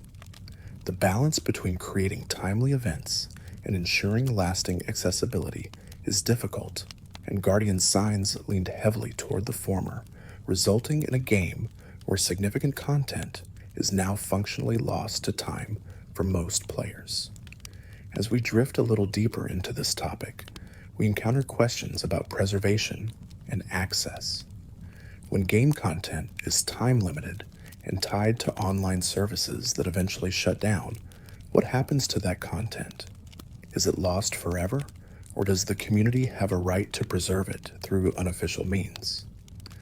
Guardian Signs' inaccessible event missions sit at the center of this question, representing content that officially exists but can no longer be experienced through legitimate channels. In Pokemon XD Gale of Darkness, there's a mechanic called purification that allows players to restore shadow Pokemon to their normal state by reducing their heart gauge through battle and care. However, the purification system includes a hidden element where certain combinations of Pokemon in your party will provide passive heart gauge reduction even when you're not actively working on purifying. These passive reduction effects stack based on the types and species of Pokemon you're carrying, creating an optimization puzzle for players who want to purify shadow Pokemon as quickly as possible. The passive purification mechanics aren't explained clearly in the game, and many players will purify their shadow Pokemon through normal means without realizing they could have sped up the process significantly by optimizing their party composition. Players who research the mechanics and build parties specifically designed for rapid purification can complete the process much faster than those who approach it casually. This creates another knowledge gap where informed players have a significant efficiency advantage that the game never explicitly teaches. The hidden nature of passive purification bonuses represents a design choice that rewards experimentation and research without requiring it. Players who want to engage deeply with the system can discover or look up the optimization strategies and use them to their advantage. Players who prefer a more casual approach can still purify all their shadow Pokemon through normal gameplay. It just takes longer. This optional optimization creates depth for players who want it without making the game inaccessible for those who don't. What's interesting about XD's purification system is how it creates different playstyles within the same mechanical framework. Some players will view purification as a challenging optimization puzzle, carefully constructing parties to maximize heart gauge reduction and minimize time spent on the process. Others will treat it as a simple background task, occasionally checking their shadow Pokemon and purifying them when the gauge empties through normal play. Both approaches work, and the game accommodates both without forcing either one.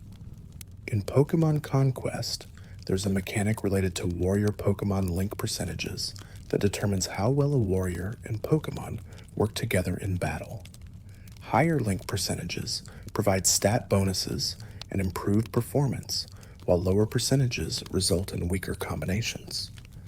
However, the game includes hidden multipliers that adjust link percentages based on specific warrior Pokemon pairings, with certain combinations receiving bonuses that aren't visible in the base calculation.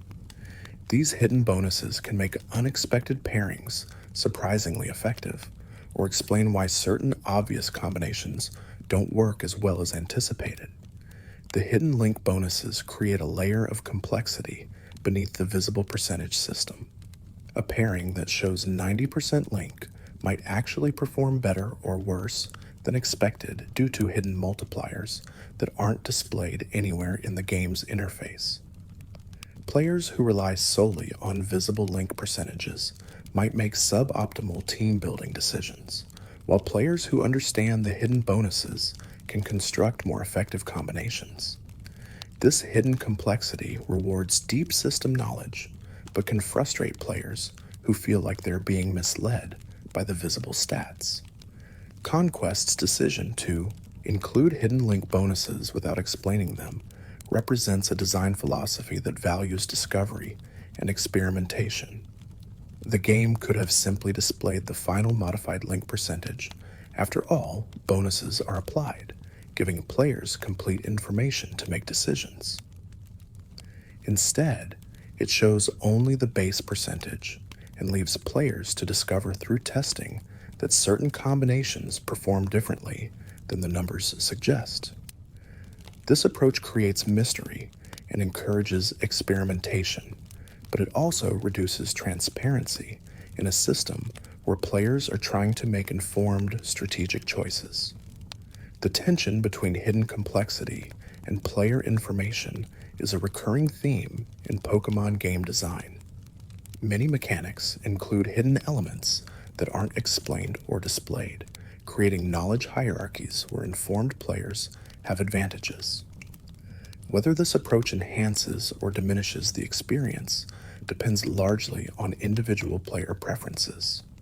Some enjoy discovering hidden mechanics and using them to optimize their strategies.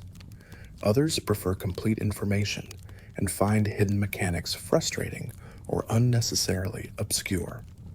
In Pokemon Let's Go Pikachu and Let's Go Eevee, there's a feature called Catch Combos that rewards players for catching the same species of Pokemon repeatedly without breaking the chain.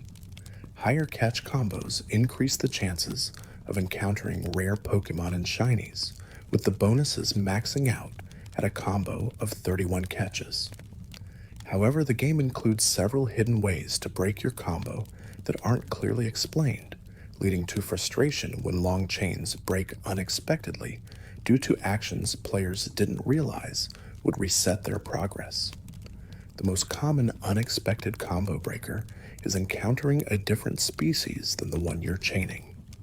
If a different Pokemon appears on screen and you interact with it in any way, even if you run away without catching it, your combo breaks. Many players assume that running from an encounter won't affect their chain, but in Let's Go, even viewing the catch screen for a different species ends your combo. This has led to countless broken chains, where players thought they were being safe by running from unwanted encounters, but were actually resetting their progress without knowing it. Another hidden combo breaker is leaving the area where you're hunting. Certain location boundaries will reset your combo if crossed, but the game doesn't clearly indicate which boundaries are safe and which aren't. Players have to learn through trial and error or online research which routes and areas allow free movement without breaking combos. This lack of clear communication creates frustration, especially for players who invest hours building high combos only to have them break due to crossing an invisible boundary they didn't know existed. The catch combo system in Let's Go demonstrates how lack of clarity in game mechanics can transform an exciting feature into a source of frustration. The core concept of rewarding consecutive catches of the same species is solid and creates engaging gameplay, but the hidden rules about what breaks combos and what doesn't turn the feature into a minefield where players constantly worry about accidentally doing something that will reset their progress. Better communication about combo breaking actions would have preserved the system's benefits while reducing unnecessary frustration. In Pokemon Ultra Sun and Ultra Moon, there's a feature called Ultra Wormholes that allows players to travel through dimensional portals to catch legendary Pokemon from previous generations. The Wormhole minigame involves steering through a tunnel and avoiding obstacles, with better performance leading to rarer Pokemon at the destination. However, the minigame includes a hidden scoring system that's more complex than it appears, with multiple factors contributing to the final rarity tier of the Pokemon you'll encounter. Distance traveled, number of rings passed through, and obstacles avoided all factor into the Wormhole score, but they're weighted differently and combined in non-obvious ways. Players who assume that simply traveling far or avoiding all obstacles will guarantee the best results might be disappointed to find that they still encounter common Pokemon. The optimal strategy requires balancing multiple factors simultaneously, prioritizing certain rings over distance, and sometimes intentionally taking minor hits to maintain the ideal path through the tunnel. The complexity of the Wormhole scoring system creates a skill ceiling where practice and understanding lead to better results. Experienced players can consistently reach high rarity wormholes by optimizing their routes and understanding which factors matter most. New players might struggle to find anything beyond common encounters because they don't understand how the scoring works. This skill-based system rewards mastery, but can feel unfair to players who don't realize they're missing crucial information about how to play effectively. Ultra Wormholes represent an attempt to gamify legendary Pokemon encounters, transforming them from simple button-pressing battles into skill-based challenges.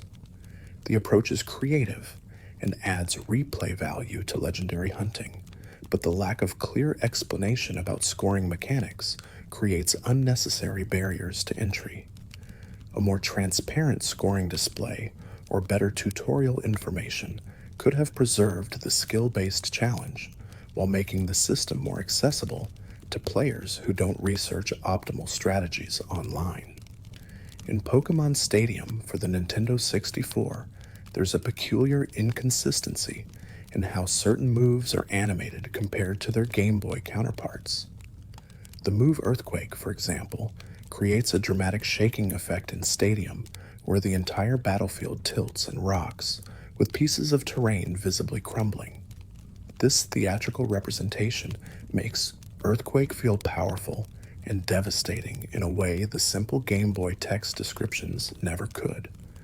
However, the animation doesn't match how Earthquake actually works mechanically in the games, creating a disconnect between visual representation and game function. Stadium's animations prioritize spectacle over mechanical accuracy, choosing to make moves look impressive even if the visual didn't perfectly represent what was happening in the code. This was a deliberate choice given the technical capabilities of the Nintendo 64, which could render three-dimensional battles that the Game Boy's two-dimensional sprites couldn't match. The developers decided that making moves look and feel powerful was more important than creating animations that precisely reflected the mathematical damage calculations happening behind the scenes. For players experiencing Stadium, the animations added weight and impact to battles that felt more immediate and visceral than the abstract numbers of the handheld games. The choice to prioritize visual spectacle created a version of Pokémon battles that felt different from the source material while still recognizing familiar. Earthquake still hit all adjacent Pokémon in double battles, still dealt damage based on the same stats and type matchups, but looked completely different when rendered in 3 dimensions. This split between mechanical consistency and visual interpretation would continue through later console Pokémon games, each finding its own balance between staying true to the source material and leveraging new hardware to create more dramatic presentations. In the Pokémon trading card game for Game Boy Color, there's a specific AI opponent named Ronald who uses a deck focused on water-type Pokémon. Ronald appears in the Water Club and presents a moderate challenge for players progressing through the game's story mode. However, Ronald has a peculiar behavior in how he plays his energy cards. He will almost always attach an energy to his active Pokémon even when he has benched Pokémon that would benefit more from the energy, creating suboptimal plays that careful players can exploit. This isn't a random occurrence or occasional mistake. It's a consistent pattern in how his AI is programmed to make decisions. The predictability of Ronald's energy attachment creates an exploitable weakness in his strategy. Players who recognize the pattern can use it to their advantage, setting up situations where Ronald wastes, turns attaching energy to a Pokémon that can't effectively use it while leaving his bench underdeveloped. This kind of AI flaw is common in older games, where processing limitations made it difficult to program truly intelligent opponents. Instead, the AI follows relatively simple decision trees that can be gamed once you understand the rules governing its behavior. What makes Ronald's AI interesting is how representative it is of the larger challenge in creating computer opponents for strategic games. A perfect AI that always makes optimal plays would be too difficult for most players and would feel unfair. But an AI that's too predictable or makes obviously bad decisions feels boring and removes the challenge. The trading card game's AI, including Ronald, sits somewhere in the middle, competent enough to provide resistance, but flawed enough that skilled players can consistently win. Ronald's energy attachment pattern is just one of many small quirks across different opponents that define their difficulty and personality. In Pokémon Colosseum, there's a feature that tracks which shadow Pokémon you've snagged from opposing trainers throughout the story. The game maintains a complete record of every shadow Pokémon you've encountered and whether you successfully caught it or let it escape. However, if you defeat a trainer who has a shadow Pokémon without snagging it, that Pokémon becomes temporarily unavailable and you'll need to re-battle the trainer later to get another chance. What's hidden about this system is that the game stores different dialogue for trainers you re-battle specifically because you missed their shadow Pokémon, acknowledging your return in ways that wouldn't trigger if you'd caught the Pokémon the first time. This reactive dialogue creates a subtle acknowledgement of player failure that most players might not notice. The trainer doesn't explicitly say, "You came back because you missed my shadow Pokémon," but the dialogue is different enough that attentive players can tell the game knows why they're there. It's a small touch that adds personality to what could have been a simple repeat battle, giving the world a sense of memory and continuity that extends beyond just tracking catch rates. The decision to program different dialogue for rebattles shows attention to detail in how Colosseum handled its shadow Pokémon system. The developers could have simply let players rebattle trainers with the same generic dialogue every time, but instead chose to create branching text that responded to the specific circumstances of why you're fighting again. This kind of contextual awareness makes the game feel more responsive and alive, even in a feature that most players will use sparingly if they're being careful about catching shadow Pokemon on the first try. In Pokemon Red and Blue, there's a glitch related to how the game handles stat modifications during battle that can occasionally cause stats to roll over into incorrect values. When a Pokemon's stat is modified multiple times through moves like Sword Stance or Amnesia, the game uses a multiplication system to track the increases. However, if the modified stat value exceeds the maximum number the game can store in that variable, it wraps around to a very small number, instead, effectively crippling the Pokemon that was trying to boost its stats. This overflow glitch is rare in normal gameplay because it requires stacking many stat boosts on a single Pokemon more than most battles would ever involve. But in specific situations, particularly when using X items repeatedly, or when facing opponents who keep using stat-boosting moves, the overflow can occur and produce confusing results. A Pokemon that should be incredibly powerful after multiple boosts suddenly becomes weak, its attack or defense stat displaying as a tiny fraction of what it should be. The visual effect is bizarre and can completely turn a battle that seemed won into a sudden loss. Game Freak fixed this overflow glitch in later generations by changing how stat modifications are calculated and stored, preventing the wraparound effect that caused the problem in Generation 1. Modern Pokemon games cap stat increases at a maximum multiplier rather than allowing unlimited stacking, which eliminates the overflow issue while also balancing gameplay by preventing extreme stat boosting strategies. The fix was necessary both from a technical standpoint, preventing glitches, and from a game design standpoint, preventing broken strategies that trivialize battles. The stat overflow glitch in Red and Blue represents the kind of unexpected behavior that emerges when programming complex systems under memory constraints. The developers had to use specific variable types and storage methods to fit the battle system into the Game Boy's limited memory, and those choices created edge cases where the system could break if pushed far enough. Most players never encountered the glitch, but for those who did, it was a confusing and frustrating experience that seemed to contradict the basic rules of how stat modifications should work. In Pokemon Heart Gold and Soul Silver, there's a feature where your lead Pokemon follows behind you as you walk through the game world, visible as a sprite that matches whatever species is first in your party. This following Pokemon can be interacted with by turning around and pressing the button to check on it, which produces different messages depending on the Pokemon's happiness, species, and current location. However, the interaction system includes hundreds of unique responses based on specific combinations of Pokemon and locations, creating an enormous amount of hidden dialogue that most players will only see a small fraction of during a normal playthrough. Certain Pokemon have special reactions when brought to specific locations that reference their lore or design. Bringing a Pikachu to the Viridian Forest produces unique dialogue acknowledging the location's significance as Pikachu's natural habitat. Taking a Magikarp to the Lake of Rage triggers special text that reflects the location's connection to Gyarados.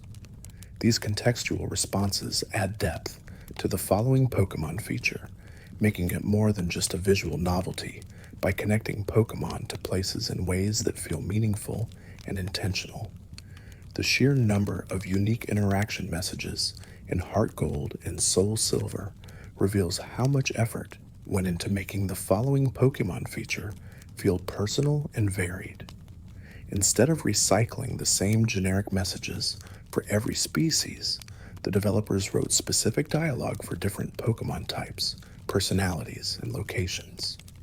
This attention to detail made the feature more engaging for players who took the time to experiment with different Pokemon in different places, rewarding exploration and party variety with new text that added character to each species. What's remarkable about Heart Gold and Soul Silver's following Pokemon dialogue is that it was entirely optional content. The game would have functioned perfectly fine with much simpler generic messages, and most players wouldn't have complained. But the developers chose to invest resources in creating hundreds of unique responses anyway, adding a layer of polish and personality that elevated the feature from a simple gimmick to something that genuinely enhanced the connection between players and their Pokemon. It's the kind of decision that reflects a commitment to quality beyond what's strictly necessary. In Pokemon Crystal, there's a unique feature that allows players to choose whether their character is male or female, the first time the series offered this option. However, this choice affects more than just the player character's appearance. Throughout the game, certain NPCs have different dialogue depending on the player's gender, and a few trainers only appear for one gender or the other. These gender-specific differences create slightly different experiences of the same game, with male and female players encountering variations in story beats and NPC interactions that the other gender won't see. The most notable gender-specific content in Crystal involves a character who appears as a potential romantic interest, changing gender to match the player character's choice. This character expresses interest in the player through dialogue that's more explicitly romantic than most other NPC interactions in Pokemon games. The romance subplot is subtle and never becomes a major story element, but it adds a human dimension to the game that previous entries lacked. Players who chose different genders on different playthroughs would encounter different versions of this subplot, creating distinct experiences based on a single choice made at the beginning of the game. The decision to include gender choice and gender-specific content in Crystal represented a significant step forward for the series in terms of player expression and representation. Prior games had locked players into a single male protagonist with no options for customization. Crystal's addition of gender choice, while simple by modern standards, opened the door for future games to offer more extensive character customization and acknowledgement of player identity. The feature was well received enough that every mainline Pokemon game since has included gender choice as a standard option. What's interesting about Crystal's implementation of gender choice is how thoroughly it was integrated into the game, despite being a new feature added to what was essentially an enhanced version of Gold and Silver. The developers didn't just swap character sprites, they actually went through the game and adjusted NPC dialogue, trainer appearances, and story elements to reflect the player's choice. This level of integration suggests that gender choice was considered an important addition worth the extra development time required to implement it properly across the entire game. In Pokemon Ruby and Sapphire, there's a legendary Pokemon trio consisting of Regirock, Regice, and Registeel that can only be encountered after solving a complex puzzle involving Braille, dive spots, and specific actions that aren't explained anywhere in the game. The puzzle requires players to interpret Braille messages, navigate to specific locations, and perform actions in a particular order to unlock the chambers where each Regi resides. Without external guides or extraordinary persistence, most players would never discover how to access these Pokemon during a normal playthrough. The Regi puzzle represents one of the most obscure secrets in Pokemon history, requiring knowledge and actions so specific that solving it without help feels nearly impossible.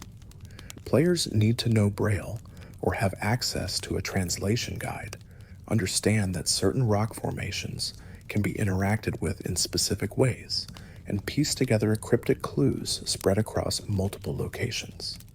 The puzzle doesn't provide clear feedback when you're on the right track, and many of the required actions seem arbitrary without the context of the Braille messages explaining what you're supposed to do. Game Freak has never officially explained why they made the Regi puzzle so obtuse and difficult. Some speculate it was meant to encourage community collaboration, creating a mystery that would require players to work together to solve. Others suggest it was simply an experiment in how obscure a secret could be while still being technically solvable. Whatever the intention, the Regi puzzle became legendary within the Pokemon community, a challenge that defined an era before internet guides made every secret immediately accessible. For players who did solve the Regi puzzle without help, the sense of accomplishment was immense. Deciphering the Braille clues, finding the hidden chambers, and finally encountering the legendary Pokemon felt like a genuine achievement earned through patience and problem solving. The puzzle transformed catching legendary Pokemon from a simple story beat into an archaeological expedition, a process of uncovering ancient secrets through careful interpretation of cryptic hints. This approach to legendary encounters hasn't been repeated in quite the same way in later games, making the Regi puzzle a unique moment in the series' history. In Pokemon Diamond, Pearl, and Platinum, there's a glitch involving the man in Oreburgh City who gives the player a Pokéch, the game's smartwatch device used for various functions. If players manipulate their position using specific movement inputs at the exact moment the man tries to give them the Pokéch, they can interrupt the script and receive the Pokéch while also remaining in a state where the game thinks they haven't received it yet. This creates a soft lock situation where certain story events won't progress because the game is waiting for a flag that will never be set properly. The Pokéch glitch is particularly devastating because it can occur early in the game and prevent progress through the main story. Players who accidentally trigger the glitch might not realize what went wrong until much later when they discover that certain NPCs won't interact with them or story events won't trigger. By that point, they may have invested hours into their playthrough, making the discovery that their save file is permanently broken feel especially cruel. The only solution is to start the game over from the beginning, losing all progress made on the corrupted save. This kind of progress blocking glitch highlights the fragility of story flags and scripted events in complex games. The Pokéch script was presumably tested during development, but the specific inputs required to trigger the glitch are unusual enough that they weren't caught before release. Once the game shipped and millions of players began interacting with it in unpredictable ways, edge cases like the Pokéch glitch emerged, revealing scenarios the developers hadn't anticipated. Game Freak never released a patch to fix the glitch, leaving players to learn through community warnings to avoid the specific inputs that could break their game. The existence of the Pokéch glitch in Diamond, Pearl, and Platinum serves as a reminder that even carefully programmed games can contain devastating bugs that emerge from unexpected player behavior. The glitch doesn't require any special tools or hacking, just specific timing and movement that a player might accidentally perform during normal gameplay.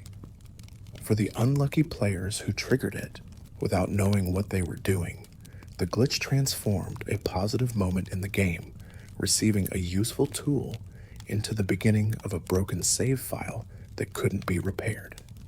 In Pokemon Black 2 and White 2, there's a location called the White Tree Hollow, or Black Tower, depending on which version you're playing, that serves as an extensive post-game challenge area.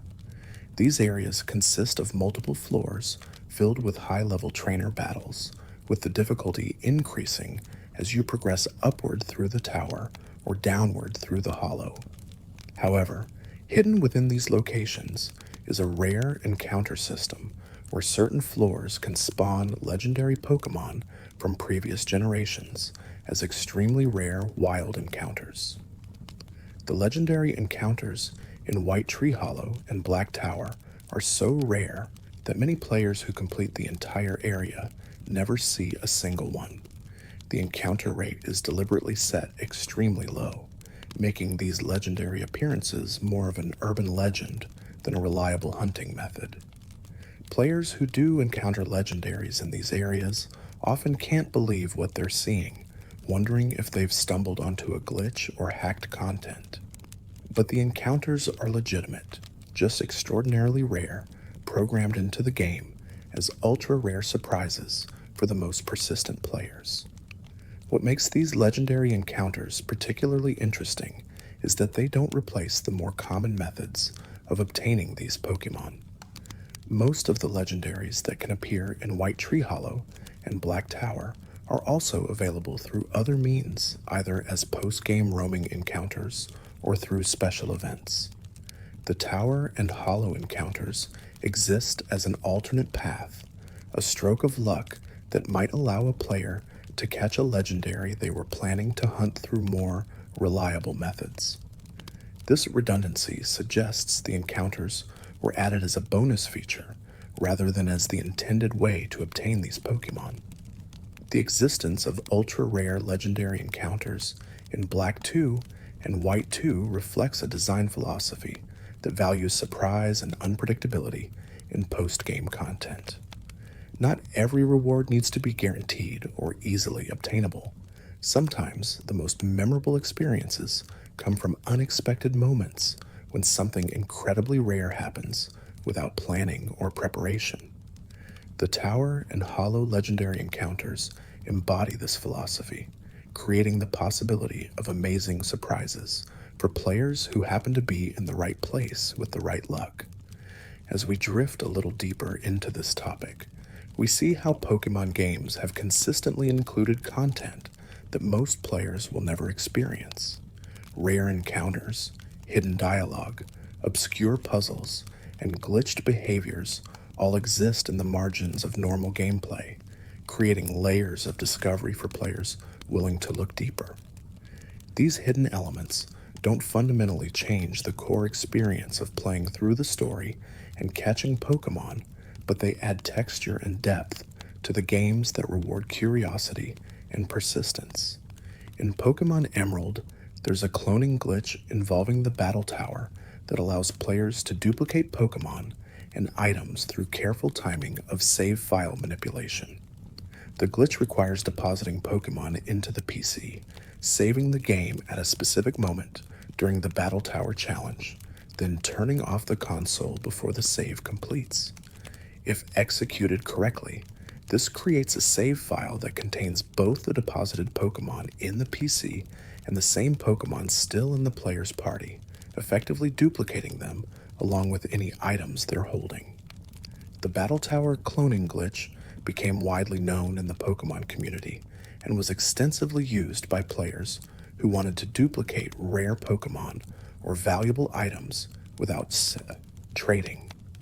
Shiny Pokémon, legendary Pokémon, and rare items like Master Balls could all be cloned through this method, giving players access to multiples of things that were supposed to be unique or limited. The glitch undermined the scarcity mechanics that were supposed to make certain Pokémon and items special, but it also provided a way for players to share rare finds with friends without permanently giving up their own copies. Game Freak was presumably aware of the cloning glitch, but chose not to patch it in later versions of Emerald. This decision might reflect an acknowledgement that some players valued the ability to duplicate Pokémon more than they valued strict scarcity enforcement. Or perhaps the glitch was too deeply embedded in how the save system worked to fix without risking other problems. Whatever the reason, the cloning glitch remained functional throughout Emerald's lifespan, becoming one of the game's most well-known features despite being entirely unintended. The cloning glitch represents a category of exploits that enhance player convenience at the cost of undermining designed limitations. For players who felt frustrated by the inability to get multiple legendary Pokémon, or who wanted to share their shinies with friends without trading them away, the glitch was a welcome tool that made the game more enjoyable. For players who valued the challenge and scarcity of rare Pokemon, the glitch's existence cheapened accomplishments by making everything duplicatable. Both perspectives are valid, and the glitch's legacy remains controversial among players with different values about what makes Pokemon meaningful. In Pokemon Sun and Moon, there's a Rotom character integrated into the player's Pokédex that provides commentary and advice throughout the adventure. Rotom Dex has a hidden friendship system that tracks how often you interact with it and how you respond to its dialogue prompts. Higher friendship levels unlock additional features like Rotom powers, temporary boosts that can be activated during gameplay. However, the friendship system includes specific interaction patterns that Rotom Dex responds to differently, with some patterns increasing friendship faster than others in ways the game never explicitly explains.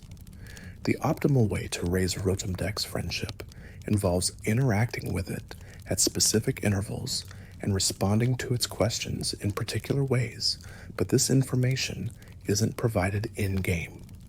Players who interact with Rotom Dex randomly or ignore it entirely will have much lower friendship than players who understand the underlying system and optimize their interactions. This creates yet another knowledge gap, where informed players unlock features faster, while casual players might complete the game without ever accessing higher-tier Rotom powers. Rotom Dex's hidden friendship mechanics represent a trend in modern Pokemon games towards systems that reward regular engagement and optimal interaction patterns. The game wants players to check in frequently and interact with its features consistently, using hidden progression systems to incentivize this behavior. For some players, this creates engaging daily routines and goals to work toward. For others, it feels like the game is demanding attention and punishing players who don't interact with it in exactly the right way. The decision to make Rotom Dex's friendship system partially hidden reflects a broader design philosophy in Sun and Moon, where many mechanics exist beneath the surface, requiring research or experimentation to fully understand. The game provides basic information about how features work, but withholds the details needed to use them optimally. This approach creates depth for players who enjoy optimization and research, while potentially frustrating players who prefer transparent systems they can understand without external resources. In Pokemon Sword and Shield, there's a curry-making minigame that allows players to cook meals with their Pokemon at camp. The curry system includes ratings based on how well you perform during the cooking process, with better ratings providing superior benefits to your Pokemon's stats and happiness. However, the rating system includes hidden factors beyond just the timing minigame performance, including the specific ingredients used, the berries selected, and even the types of Pokemon in your party during cooking. The hidden complexity of the curry rating system means that players who think they're doing everything right during the cooking minigame might still receive lower ratings than expected due to factors they don't realize matter. Ingredient quality, berry rarity, and Pokemon type combinations all contribute to the final rating in ways that aren't clearly explained. Players who research optimal curry recipes and party compositions can consistently achieve the highest ratings, while players relying only on in-game information might struggle to understand why their performance seems inconsistent. This hidden depth in the curry system represents a microcosm of broader design choices in Sword and Shield, where simple-seeming features contain layers of optimization that aren't immediately apparent. The game presents curry cooking as a casual, fun activity, but includes competitive elements for players who want to engage more deeply. This dual nature allows the feature to serve both casual players looking for a simple distraction and optimization-focused players seeking another system to master, though the lack of transparency about how ratings are calculated can create frustration for players in the middle who care about doing well but don't know what they're missing. In Pokemon Legends Arceus, there's a research system that tracks how much you've interacted with each Pokemon species through catching, battling, and observing specific behaviors. Completing research tasks for a species fills out its Pokédex entry and contributes to your overall research level, which gates progression through the story. However, the research system includes hidden multipliers for certain activities and bonus points for completing tasks in specific ways that aren't clearly explained in the game's interface. The hidden research multipliers reward players who understand the system's nuances, allowing them to progress faster by focusing on high-value activities. But for players who approach research casually, without understanding which tasks provide the best returns, progression can feel slower than it should. The game doesn't clearly communicate which research tasks are worth prioritizing or how to efficiently raise research levels, leaving players to either experiment extensively or seek outside guides for optimization strategies. Legends. Arceus's research system reflects a design choice to create depth through complex progression mechanics, but the lack of transparency creates barriers to understanding. The game wants players to engage deeply with the research system and rewards those who do, but it doesn't provide enough information for average players to engage effectively without external resources. This creates a familiar pattern where knowledge becomes power, and players with access to community resources and guides have significant advantages over those relying solely on in-game information. In Pokemon Yellow, there's a unique feature where Pikachu follows the player character around and can be interacted with to check its happiness level. This was the first time a Pokemon visibly followed the player in the overworld, predating the full party following feature in Heart Gold and Soul Silver by over a decade. However, Yellow's Pikachu has hidden happiness thresholds that affect not just the messages you receive when checking on it, but also impact certain story events and NPC interactions throughout the game. The happiness system in Yellow is more complex than it initially appears, with specific actions raising or lowering Pikachu's friendship in different amounts. Keeping Pikachu in your active party increases happiness, while letting it faint or storing it in the PC decreases it. Using items on Pikachu, winning battles with it, and simply walking around with it as your companion all contribute small amounts to its happiness over time. What makes this system particularly interesting is that certain happiness thresholds unlock unique dialogue from NPCs who comment specifically on how much your Pikachu likes you. These happiness-based interactions add narrative depth to Yellow in ways that other Generation 1 games lack. Your relationship with Pikachu becomes part of the story rather than just a mechanical system for evolving certain Pokemon. NPCs acknowledge your bond, making comments that change as your friendship deepens. This creates an emotional through line across the adventure, where you're not just collecting badges and defeating Team Rocket, you're also nurturing a relationship with your companion, Pokemon. The feature was beloved enough that it influenced future games, leading to the broader friendship mechanics that would become standard in later generations. In the Pokemon anime, there are several instances where Pokemon exhibit abilities or behaviors that don't match their game counterparts, creating contradictions between how species function in different media. Ash's Pikachu famously defeats a Raiden with an electric-type attack, despite Raiden having the ground typing that should make it immune to electric moves. The anime explains this by having Pikachu target Raiden's horn specifically, creating a weakness that doesn't exist in the game mechanics.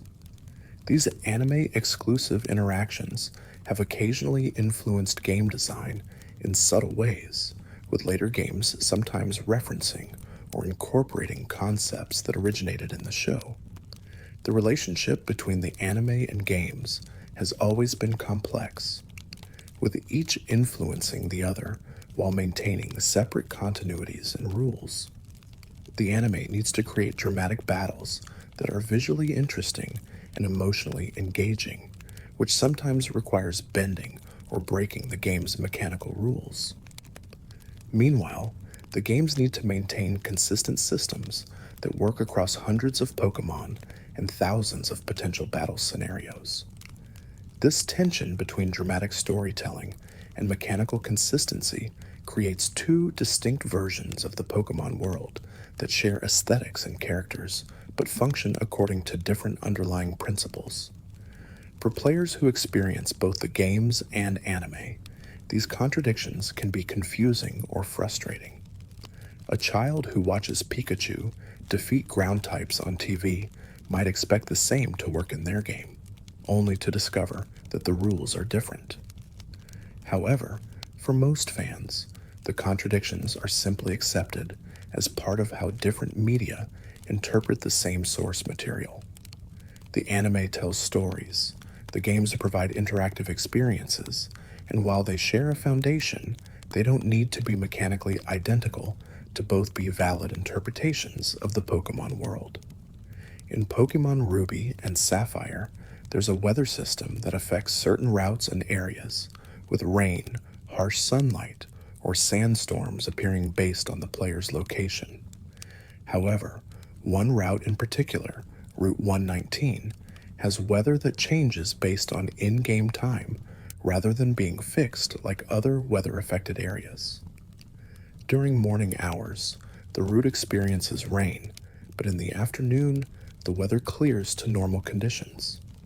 This time-based weather variation is unique to this specific route and wasn't repeated in the same way in later games. The dynamic weather on Route 119 creates a subtle environmental detail that most players might not consciously notice, but contributes to the sense that the game world operates according to its own internal logic.